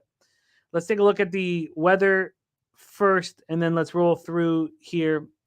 We'll get Jose to get us rolling. 83 Fahrenheit, 5.8 miles per hour in, dies down to 5.1 miles per hour. The line history here for this spot, the Cards are at minus 162. The line moved to them immediately. That stopped me, obviously, from wanting the Nats. This opened up minus 151 at Pinnacle. Through 3 hours later, 2 hours, 56 minutes later, there was a 13-cent move towards the Cardinals. This got up to minus 170 at 12:30 p.m. today. Now it's minus 162, so we've had 11 cents of movement there. And then on the total here, we are dealing with a 7.5, minus 109 to the over. This opened up at 8, minus 112 to the under. The initial move, few cents of movement towards the over, stopped pretty quick, and then it moved down to 7.5. That's a half-run move to the under. And then when we get to the cash flow for this one, you have 17% of the tickets and 31% of cash on the Nats, but the line's not moving there. And then you have 89% of tickets and 84% cash on the over. Take it away for us here, Jose Bouquet. We have TJ rolling with us here. This is not one of his best bets, and we'll get to him after. Take it away, Jose, Nats Cards. Yeah, pretty dramatic movement to the Cardinals for me. Opened up at minus 150 at Bet Online, up to minus 164 now. I mean, I kind of was like everyone that looked and saw. Well, I don't know if everyone's on it, but I like the under in this game when I first looked at it. I know Gore. I just saw someone say that Gore's last outing was rough. Only 2 innings, 2 hits, 3 runs. None of them sorry, 3 earned runs there. Yeah. But he's just been a pitcher that I've trusted all year. His last 3 starts are very interesting. 2 innings, 4 innings, 3 innings. All have been not good. That'll probably be the thing that keeps me off of this game. Another thing that worried me about the under, perhaps. Let's see here. This opened up at 89% of the bets, like you said, Jim, 89 and 84% of the money on the over, and this opened up at a juiced 8.5 minus 125. It stayed there for a little bit, and it's now actually minus 110 each way for the 7.5. So that's interesting. It does admittedly I like that for the under more. But I just couldn't get there with Mackenzie Gore, I guess. That's the thing that worried me. And Sonny Gray, I do like as well, but I stayed off. Maybe it was just one of those plays, like one of the first plays that you see, you think, oh, they like this play, and that was one of mine for this game, but I just stayed off. I wanted to be involved. I thought there was angles I could use to my advantage, but the market won't let me. And they're telling me that both these pitchers are going to pitch well here, and I guess I believe it, but I don't think I want to put money on it. Take it away, TJ Nats cards. Yeah, it's really hard to believe. I mean, you look at Gore's last few starts, we already talked about his innings, but in that 2-inning outing, he threw 67 pitches, 4.2 innings, 95, 3 innings, 90. He's just lost the control. Usually that's a sign of some fatigue. You think back to last year and the previous year too, he was injured about this point in the season, came back later in the season. I don't know if it's all there, because you look at his first half, April, May, and it's very impressive. And he just has not been producing. Now he has had to face the Mets twice. He just gave up 5 to St. Louis, and has to see him again here. Cincinnati's not a bad offense. Padres. So it's not like he's facing easy competition. So we'll just have to see how the next few starts play out for him, but there's no way I can get behind him here. I looked at this game and wanted to bet the over immediately. I started to do a dive into it. Very concerned about the line. It doesn't make sense to me why they think these guys shove, but there's enough games in baseball where if something doesn't make sense, it's pretty easy to move on. And so I have no action here. Oh, agreed. Your first take would be, of course, the over, and then there's a ton of tickets and cash on the over, and yet it drops down to a 7.5. The books are opening up their arms to overbettors. I just don't want to be involved. Easy move on for us. Let's move on. One of Jose's favorite first 5 pitchers, Paul Blackburn, is back, making his first start for the A's since May 10th, when he suffered a right foot stress reaction. So now he's taking Joey Estev's spot. And you're pissed about that. Yeah, I'm not nonplussed. Now, Estes has already no-hit the Angels. So I don't know if I'd be able to back him here on the road. But I think they're praying Blackburn shoves here so that they might be able to trade him in the next few days. Yeah, I think so too. I think this is more about, please show something so we can trade you. Let's roll here in this one. By the way, Londo with a big 4-leg parlay at 18-1. Ellie De La Cruz, 2 total bases. Soto, 2 total bases. Santander, 2 total bases. And Lawrence Butler, 2 total bases. So we have Paul Blackburn back in business. So he never threw more than 2 2/3 in any of his rehab starts. Never threw more than 49 pitches. He allowed 5 earned runs on 8 hits and 2 walks in his last outing. He has a 65 to 70 pitch limit, and then in will come Estes is the expectation. A coin currency play of the day is Butler over 1.5 bases at plus 118. So a lot of love for Butler here in this one. So let's set this one up. That is the A side of things. Looks like a Blackburn Estes situation. And then over here, lost Jose there for a second. Let's move over there. Then for sorry, my bad. Think you got it. Then we have Carson Fulmer on the other side for the Angels. This is not a prospect really. It was a first round pick back in 2015 out of Vandy. We haven't seen much of him in the show, although he makes an appearance of some kind every year in the show. He just doesn't last. This year he's come back from injury and he spent, the whole year here. He has only started 2 games. He's made 26 appearances, 51 and 2/3. His last start, he is kind of stretched. 4 and 2/3, 5 hits, 3 and runs, 1 homer, 3 Ks, 2 walks, 8-5 win at the A's. So these A's and Angels have been playing a lot against each other, but Blackburn has not seen the Angels in a while, or they haven't seen him. The A's are destroying. The A's offense is just destroying right now. They're hitting 271 with 836 OPS versus righties since July 1st. The Angels are not hitting 222, 610. Now, the Angels' bullpen's been very good. So here we go. Is Carson Fulmer the more vulnerable pitcher? Listen to what Carson Fulmer's done at home, and we need to hear how long he's going to go for. 25 and 2/3, and he has a 133 opponent's batting average with a 2.10 ERA. So he's been very, very good at home. But again, he just faced the A's. Does he have a bag of tricks? Because this is a guy, a journeyman. Let's go into the weather to get us started. 77 Fahrenheit, 9 miles per hour to center. Very offensive weather in LA this time of year. This total is a 9.5. It is juiced to the under at 9.5. This opened up at 9, moved to 9.5.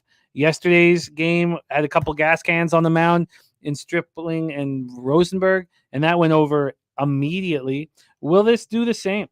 The Angels are at minus 111. They opened up at plus 111. Dog to favorite, 22-cent move towards the LA Angels. The market is saying that Fulmer is going to pitch well here. There's 66% of the tickets and 70% of cash on the over. It's moved up a half run. There's 45% of tickets and 77% cash on the Angels. Take it away for us. I can't wait to hear this best bet. I'm very interested, TJ. Floor is yours, A's, Angels, and Angel Stadium. Yeah, I don't like backing a vet off an injury. Younger guys that come out, I mean, I guess Blackburn hasn't been around too long, but I don't see him pushing himself here. He's going to do what's comfortable. I believe that 60 to 70 pitch limit might even be high. He's not going to want to come down too hard on that foot. Evidence of that in his rehab start. There's some video of that. So I think you're right. I think they're bringing him in here, crossing their fingers that it's some trade bait. They might be better off not doing that, but they want to show that he's healthy. So, he does have a history against the Angels. He did start off the season very well before he started getting that pain. And I think the Angels let Fulmer go 3 or 4 innings here. He's going to just do his thing that he does, 1 or 2 hits, maybe one run, something like that. He didn't do great his last outing out against Oakland, but I kind of like that yo-yo approach when betting baseball. So, there is the top 4 guys for the A's got used up yesterday, but they're probably all available today because they didn't pitch any more than 13 pitches. The Angels have their top 2 pitchers available today out of the pen. I bet the Angels early on as dogs, and Oakland's been a cash cow for me lately. I've been riding them. They've been scoring so many runs, but I just think that the Angels here should be able to get to Blackburn. So for purposes of this show, I think the best number I can get is on the first 5. It's minus 111 at Heritage. I'll try to shop around, but I'm going to take the Angels first 5 money line in this one. Kind of fade what everyone thinks here. Very, very interesting breakdown. TJ on the Angels first 5 minus 111. Where does that take you, Jose? Yeah, I want the Angels. Paul Blackburn's, I love him to death, but Jimmy, there are no indeed fairy tales in Shawshank. I'm not going to believe this guy comes back and immediately pitches well here, even if it was against the Angels. The obvious scary portion of this is Carson Fulmer on a back-to-back. I don't want to back that either. So I kind of was looking at a team total over for the Angels. I kind of want to just bet an over here again, but that just seems kind of really square. Honestly, 66% of the bets and 70% of the money on the over. At least it's not a 99 and 99. The number has gone out from a 9 minus 115 to 9.5 minus 107 now at Bet Online. So yeah, I've been leaning over in this game, and I lean Angels. I just don't know which one I'm going to move on. There's been a 15-cent move to the first 5 over at Pinnacle. Why that's so interesting is this was getting hammered around the start of the show to the under, and it moved to 4.5 at 11:08 a.m. It came back at 11:15.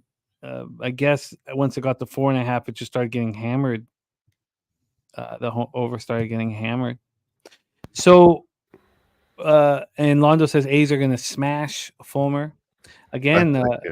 Nobody's smashed him at home thus far this year. I mean, look at these numbers at home this year: 28 Ks and 6 walks over 25 2/3 with a 133 opponent's batting average.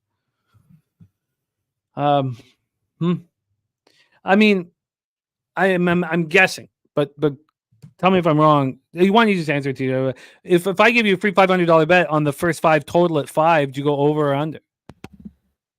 I go under. So would I. Yeah. I think now the weather's very offensive. What is keeping you off of betting the under? Blackburn. I mean, the Angels could get 4. Like that's just what keeping me off it.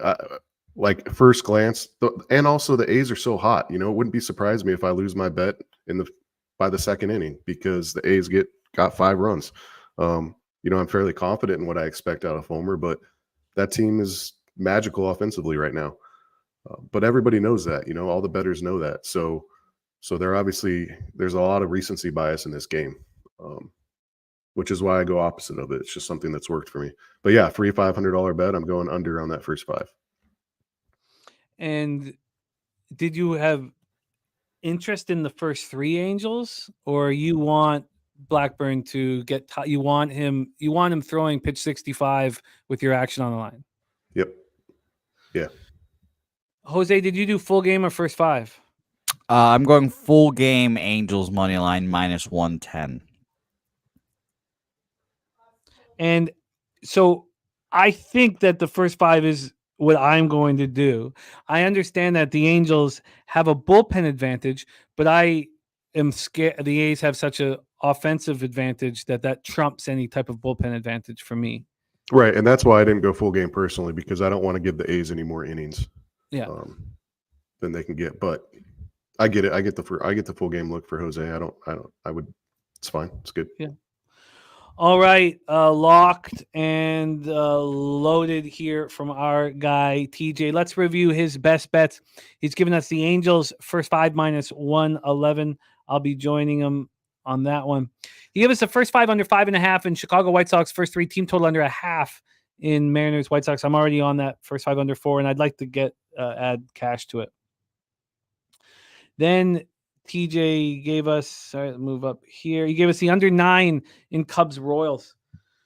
Be curious to see what's happened to that line here. I was thinking about betting that during the show, and I did not. And nothing's happening. No movement there. Nothing, no concern. That will be a fun bet to have. Then he gave us, oh, no. Is that where you got started? Reds money line. Yes, Reds money line -103 from TJ. TJ, you're hitting at 63.8%. Doing everything that I was hoping that you would do here on this show. You've been fantastic. So keep it up. Thank you for your time and your thoughts and your energy and your hard work, my friend. And please follow our guy TJ. What he doesn't do with putting out his action, he does do with answering any questions and any thoughts and any. You know, he wants to talk baseball all day. So do follow him on Twitter. I'm going to pop his Twitter handle here in the chat. And any last words, my man? No, you know, if we go 3-2, my win percentage comes down. So that's never a fun place to be. But we're gonna aim for that 60%. I'm gonna catch Dabby, hopefully. And thanks for having me on. You guys are awesome. Love you guys. There he is, our guy TJ in the house. UPK says, I see where you guys are coming from, but the A's team this season is a rare gem. Strike while the iron's hot. A's first 5 in full game over 9. Okay. Let's get into our final couple games here with Jose and myself, and then put a bow on this bad boy. So, Mr. Bouquet, Pittsburgh Pirates at Arizona Diamondbacks, and we have a new pitcher. Has that been announced by RotoWire or anybody? Yeah, I didn't have anyone. I am actually seeing Zach Gallen. Again? Yeah, I'm actually seeing Zach Gallen listed. So it should be Gallen, I guess. Where are you seeing? I don't have Zach Gallen listed. He's listed at Bet Online. Yeah, listed against I agree with you. I didn't think it was going to be him either, but I am seeing Gallon. Lines are out and everything. Wow, he's been pulled from Bet365. Let's just get a quick idea if there should be any concern. I don't know why 365 would pull Gallon. I thought he wasn't going to pitch today either, like I said. So I mean, I capped it as if he was pitching. Let's see. Troy and Billy both see Gallon as well. So looks like it's Gallon right now. And by the way, shout out to Birdie. Nice to see Birdie in the chat. Haven't seen him in a minute. Yes, nice to see you, Birdie. Our NFL Pub Hub champion in the house. Almost football season. All right, we're in Chase Field in Phoenix, Arizona. The roof will be up. We have Luis Ortiz versus possibly Zach Gallen. Ortiz 5-2 with a 2.57 ERA, 1.11 WHIP. He's been very, very good. His last start, 7 innings, doesn't allow a run, a 4-1 win at home over the Phillies. Being good at home or on the road, being even better on the road. 2.31 ERA, 229 points batting average, yet to allow a home run on the road. And it looks like we'll have Zach Gallen. Zach Gallen is, he's created such a strong statistical history that, he doesn't allow a run. He walks 4 batters in a 3-0 win, and we're questioning him only going through 5 innings. But that's the problem. If you look at his last few starts, whether it be after the All-Star break or before the All-Star break, he just hasn't been going deep in the games. At home, though, 4-3 with a 3.35 ERA, 246 points batting average. He's only allowed 3 jacks in those 45 2/3. Pirates versus righties since July 1st, 244, 708 OPS. Diamondbacks continue to smash righties, 262, 843 OPS. And both bullpens have been very, very good. Bruce saying that Bruce Cotney saying Gallen is listed on ESPN. I don't know why he was pulled from 365. It's confusing. Let me just see if they'll. Yeah, he's completely pulled. So I feel like something's up, but maybe not. Maybe not. All right, let's get into this line history here and hear from Jose. First off, the first 5 total opened up at 4.5, and it moved to 4 about 10 minutes before the show started. So, Pinnacle thinks he's pitching. But a lot of books don't have this line up. Actually, no, those are some dice books, so who cares? This total is at 8 minus 113 to the over. It got up to 8.5 at 9, and that's why we thought Gallen wasn't in as well. He's pulled from the game. It moves up to 9 or 9.5. On the money line here, we have Arizona at minus 165. They opened up at minus 171, so 6 cents of movement towards Luis Ortiz and the Pittsburgh Pirates. And then when we get to the cash flow for this one, 82% of tickets, 84% of cash on the Diamondbacks. And on the total, we have 67% of tickets, 74% cash on the over. Take it away, Jose Bouquet Ortiz. And we think Gallen, possibly Gallen, Pirates, Diamondbacks. Yeah, this was a pretty easy stay off for me. I expect Gallen to pitch well at home. But the Pirates are one of the hottest teams in baseball right now. 8-3, 8-2 in their last 10. So I'll just stay off as being an interested observer. I expect Gallen to go, but I don't want to deal with any book chicanery here. 8's the total. Honestly, I kind of lean over that total as well, but nothing here for me. TJ is now moving on the New York Yankees. I find that quite appealing too. Very interested moving on that when this show is over. And Robert Terry saying the Pirates are another rare gem this year. Let's put in perspective. The A's ain't been since 70s and 80s, maybe flickers in the 90s. Flickers. When was that World Series over the Giants? Was that 1989? The earthquake one. Yeah, must be in 89. I watched that game live with my sister when the earthquake hit. Were you like, what the fuck? Yeah, just shook, and yeah, it was just. I was actually in a room with 25 people, but I didn't know them. I knew I was just with my sister, but I remember somebody saying, an older person saying, it must be an earthquake, right away. Here we go. So we have a move on the Yankees. I hear what you're saying, that, for gamblers. I hear exactly what you're saying, Robert. And maybe the Pirates are a go-to spot here, but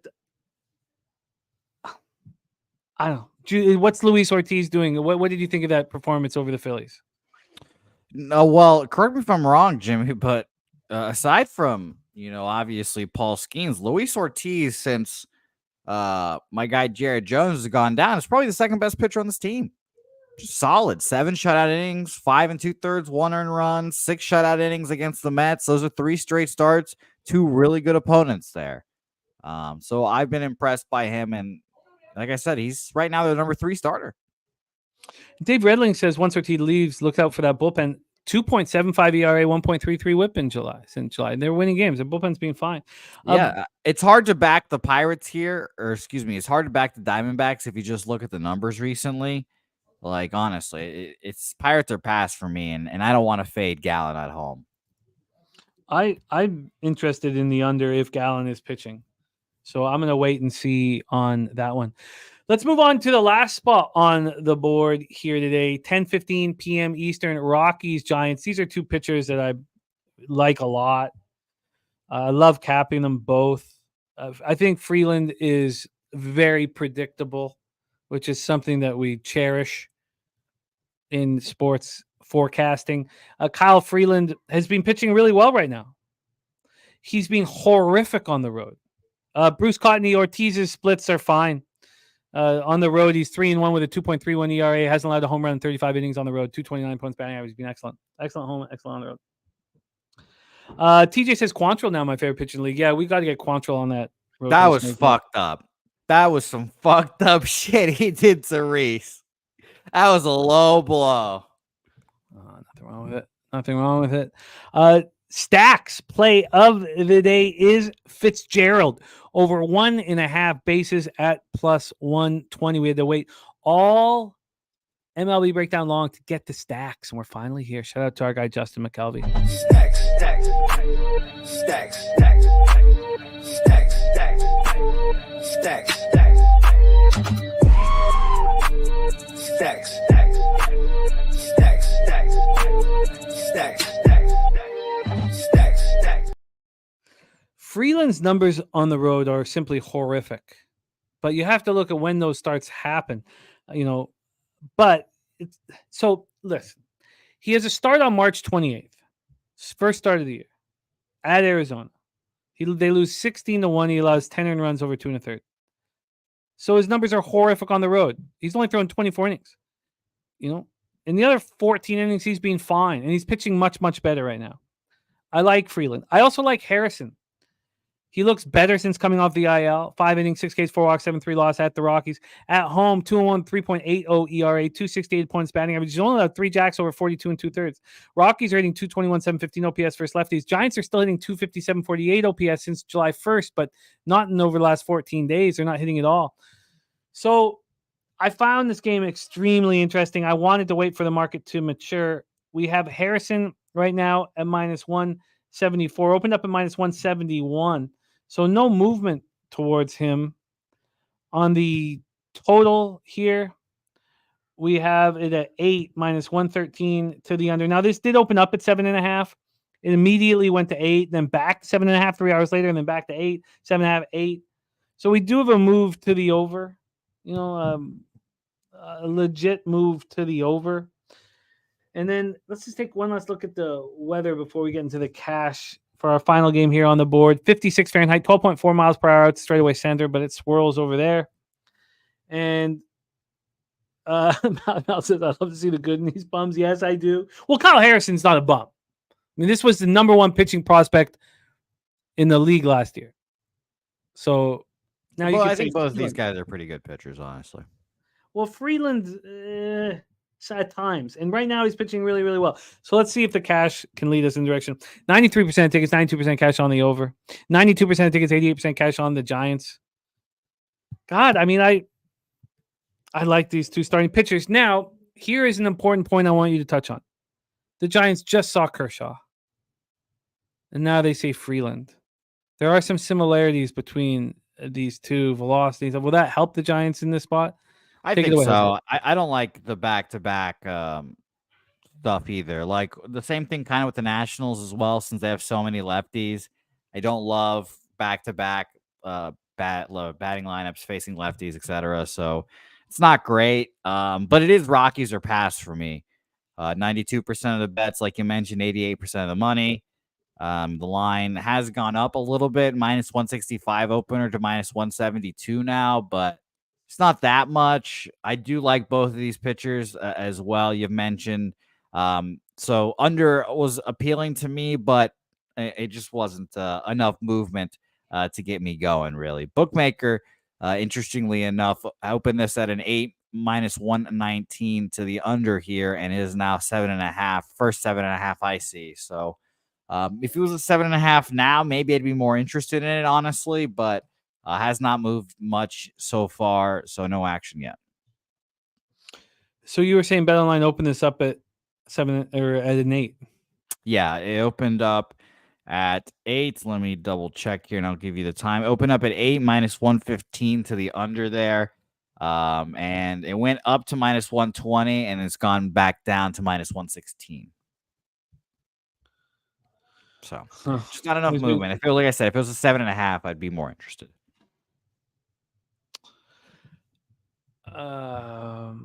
Yeah, we're going to be doing some preseason NFL for sure, Birdie. Yeah, we're meeting on all of that stuff here before the first, so we'll have a ton of stuff coming in here. Robert Terry says he had faith in the Rockies and they should have bet on him overall, even when CJ Cron was crushing the ball all season, but no pitching support period. This team is a Rubik's Cube. Mal says under never safe for the Rockies bullpen. Not one damn pitcher with the ERA under 4. It's just too low. I mean, the only way I cash the under is if 3 runs are scored in the first 5 innings. I mean, yeah, it's too low. I agree with you there. If this was 2-2 after 5, I should cash. It should be a 4.5, but it's not. Which then, remember when I was telling you how the first 3 under was so juiced, or sorry, over was so juiced in that one spot. I forget a couple days ago, and it went over immediately. Here, the first 3 under 2.5 heavily juiced to the under, minus 135. It's a tough game. Like the night games are always a little bit. The last game on the cards are especially a little tough for me as well. Okay, well, I have some interest in that first 3 under 2.5 here. Harrison's been much better since coming off the IL. I think Freeland will be fine. It's a very low number for a reason. Maybe it's just a stay off situation here.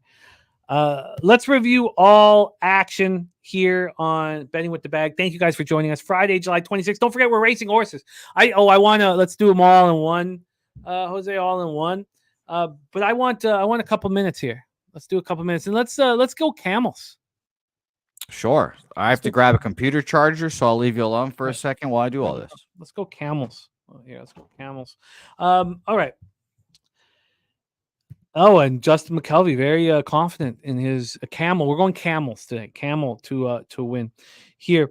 Okay. The very top of my page is Clark Edge and his disrespect for Rogers. We will be discussing that as we go through. Let's talk about best bets. Let's do all of it here. So we won't review all the best bets and all the action after the horse race. We'll just put a bow on this. But let's review all the action here right now.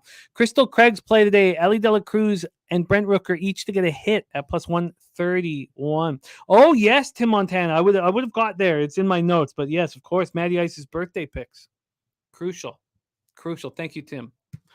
So we have LJ from H-Town. Trilogy play today. Astros first 5. Newkirk says, let's do ostriches. I don't know if we have ostriches. We'll have to ask old Jose Bouquet.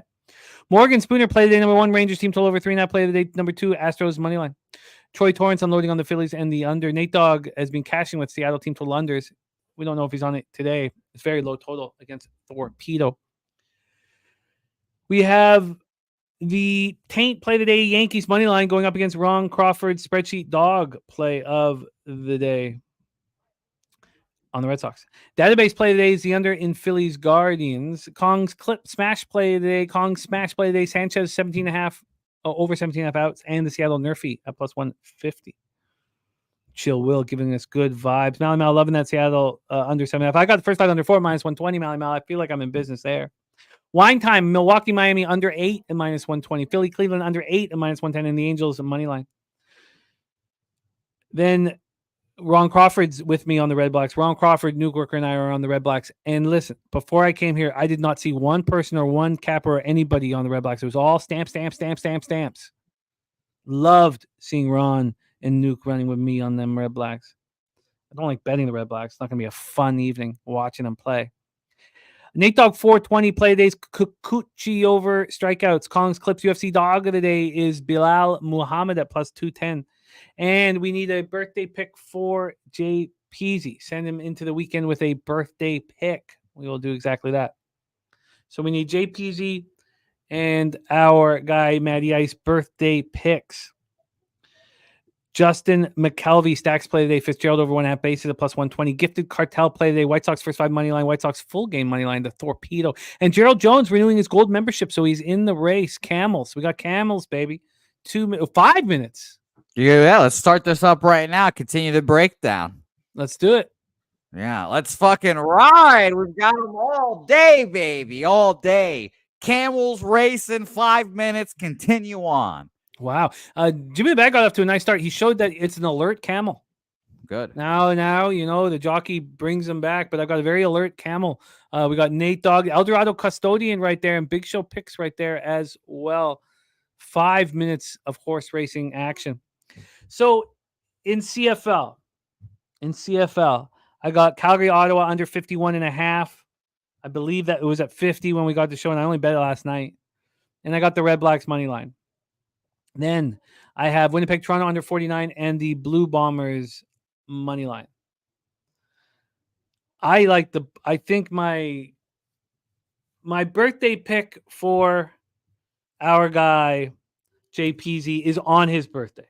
On his birthday, it's the Winnipeg Blue Bombers going to Toronto, take care of business. 1-6 against the spread so far this year. It's gonna change. So those are my 4 bets in CFL. I need to know from Jarius Jackson that Trey Ford's going to get the keys to the car, and if he's not going to get the keys to the car, I know what Cloud Bethel Thompson does. He loses. He's a loser. All right, we're going to talk. We need to give Matty Ice his best bet, but best bet for Jay Peasy tomorrow: Bombers at a pick'em. Then in MLB. The only move I made coming in was my guy, the Torpedo, and old Jorge Kirby to deliver for us. First 504 minus 120. It's now 3.5.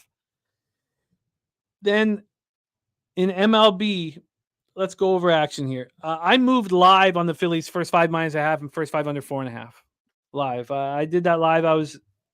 The first 5 under 4.5 really made me nervous. I feel like I'm sort of walking into a trap there. It's now minus 120. The full game's gone to 8 from 8.5, but the first 5 hasn't. Makes me a little uncomfortable. Look at our guy Jay Peasy, man. He's the voice, the sound you hear when all our shows start. Our guy delivering the goods on the 1s and 2s. He's our MC, Jay Peasy. Bombers tomorrow, Jay Peasy. Bombers. So, Cab gave us Harper over 1.5 bases. The under in Minnesota, Detroit, I'm interested in. I just want to sit with it for longer. Lamont Williams has max bet the Minnesota Twins and Pablo Lopez. TJ moved on the Reds. I'm interested. And then Jose's going to give you all his action after this. Padres, Orioles stayed off. Your grandma wearing your sister's panties again. Play of the day is Texas Rangers in the under 8.5.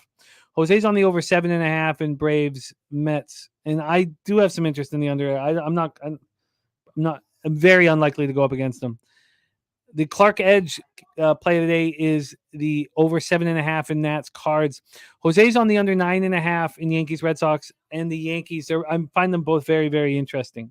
I'm going to be and the TJ says love having the race up for the recap. Says he wants it. Oh my God, we're down to 1.5 minutes left. Yeah, you keep going. Don't you worry. TJ's on the under 9 at minus 105. I'm joining him on that one. And that's in Royals, Cubbies. Cab's on the first 5 over 4.5 in Dodgers, Astros, and Alvarez over 1.5 bases at plus 112. Dutch Boy Fresh taking the lead. Come on, where's Jimmy the Bag? He showed, there he is. I knew it. He showed that he was alert right off the hop. That's what you want to see from a camel. Early alertness. I mean, the jockey pulled him back. I'm live. I'm live in this one. The hold might not play today from UPK Yash Yala is Dodgers money line, stone over 3.5 Ks. The ribeye play today is Contreras at plus 175. I am interested in that under in Miami. Milwaukee want a little bit more time. Then Jose's on the White Sox first 5 plus a half. TJ's on the first 5 under 5.5, and first 3 team total for the White Sox under a half. I want in. I've already got the first 5 under 4, but I want to add the first 3 under 2. So then we have the Angels first 5 from TJ, full game for Jose. I'm interested in that. Coin currency, Butler over 1.5 bases at plus 118. And then I'm interested in the under in the Gallon spot. And I'm interested in the first 3 under 2.5 Rockies Giants. Jose will give us the final breakdown, but let's come on. 10 seconds left. Big Show looking very strong. Here comes Topset with a huge late move. And Justin McKelvey, he called, he said he was going to deliver, and here he comes with a finish. And Chris Boggin is your winner. Wow. That was an exciting race.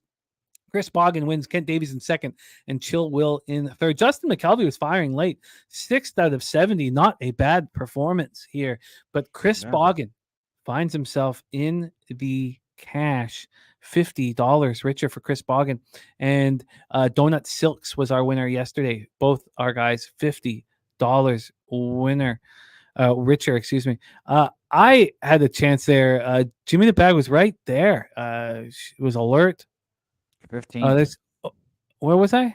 15th. Okay. I was. It looks closer than that, but God, these camels deliver for us here. So excellent work, Chris Boggin. You are $50 richer. Jose Bouquet, please review your action, my friend. Yes, of course. My action here today.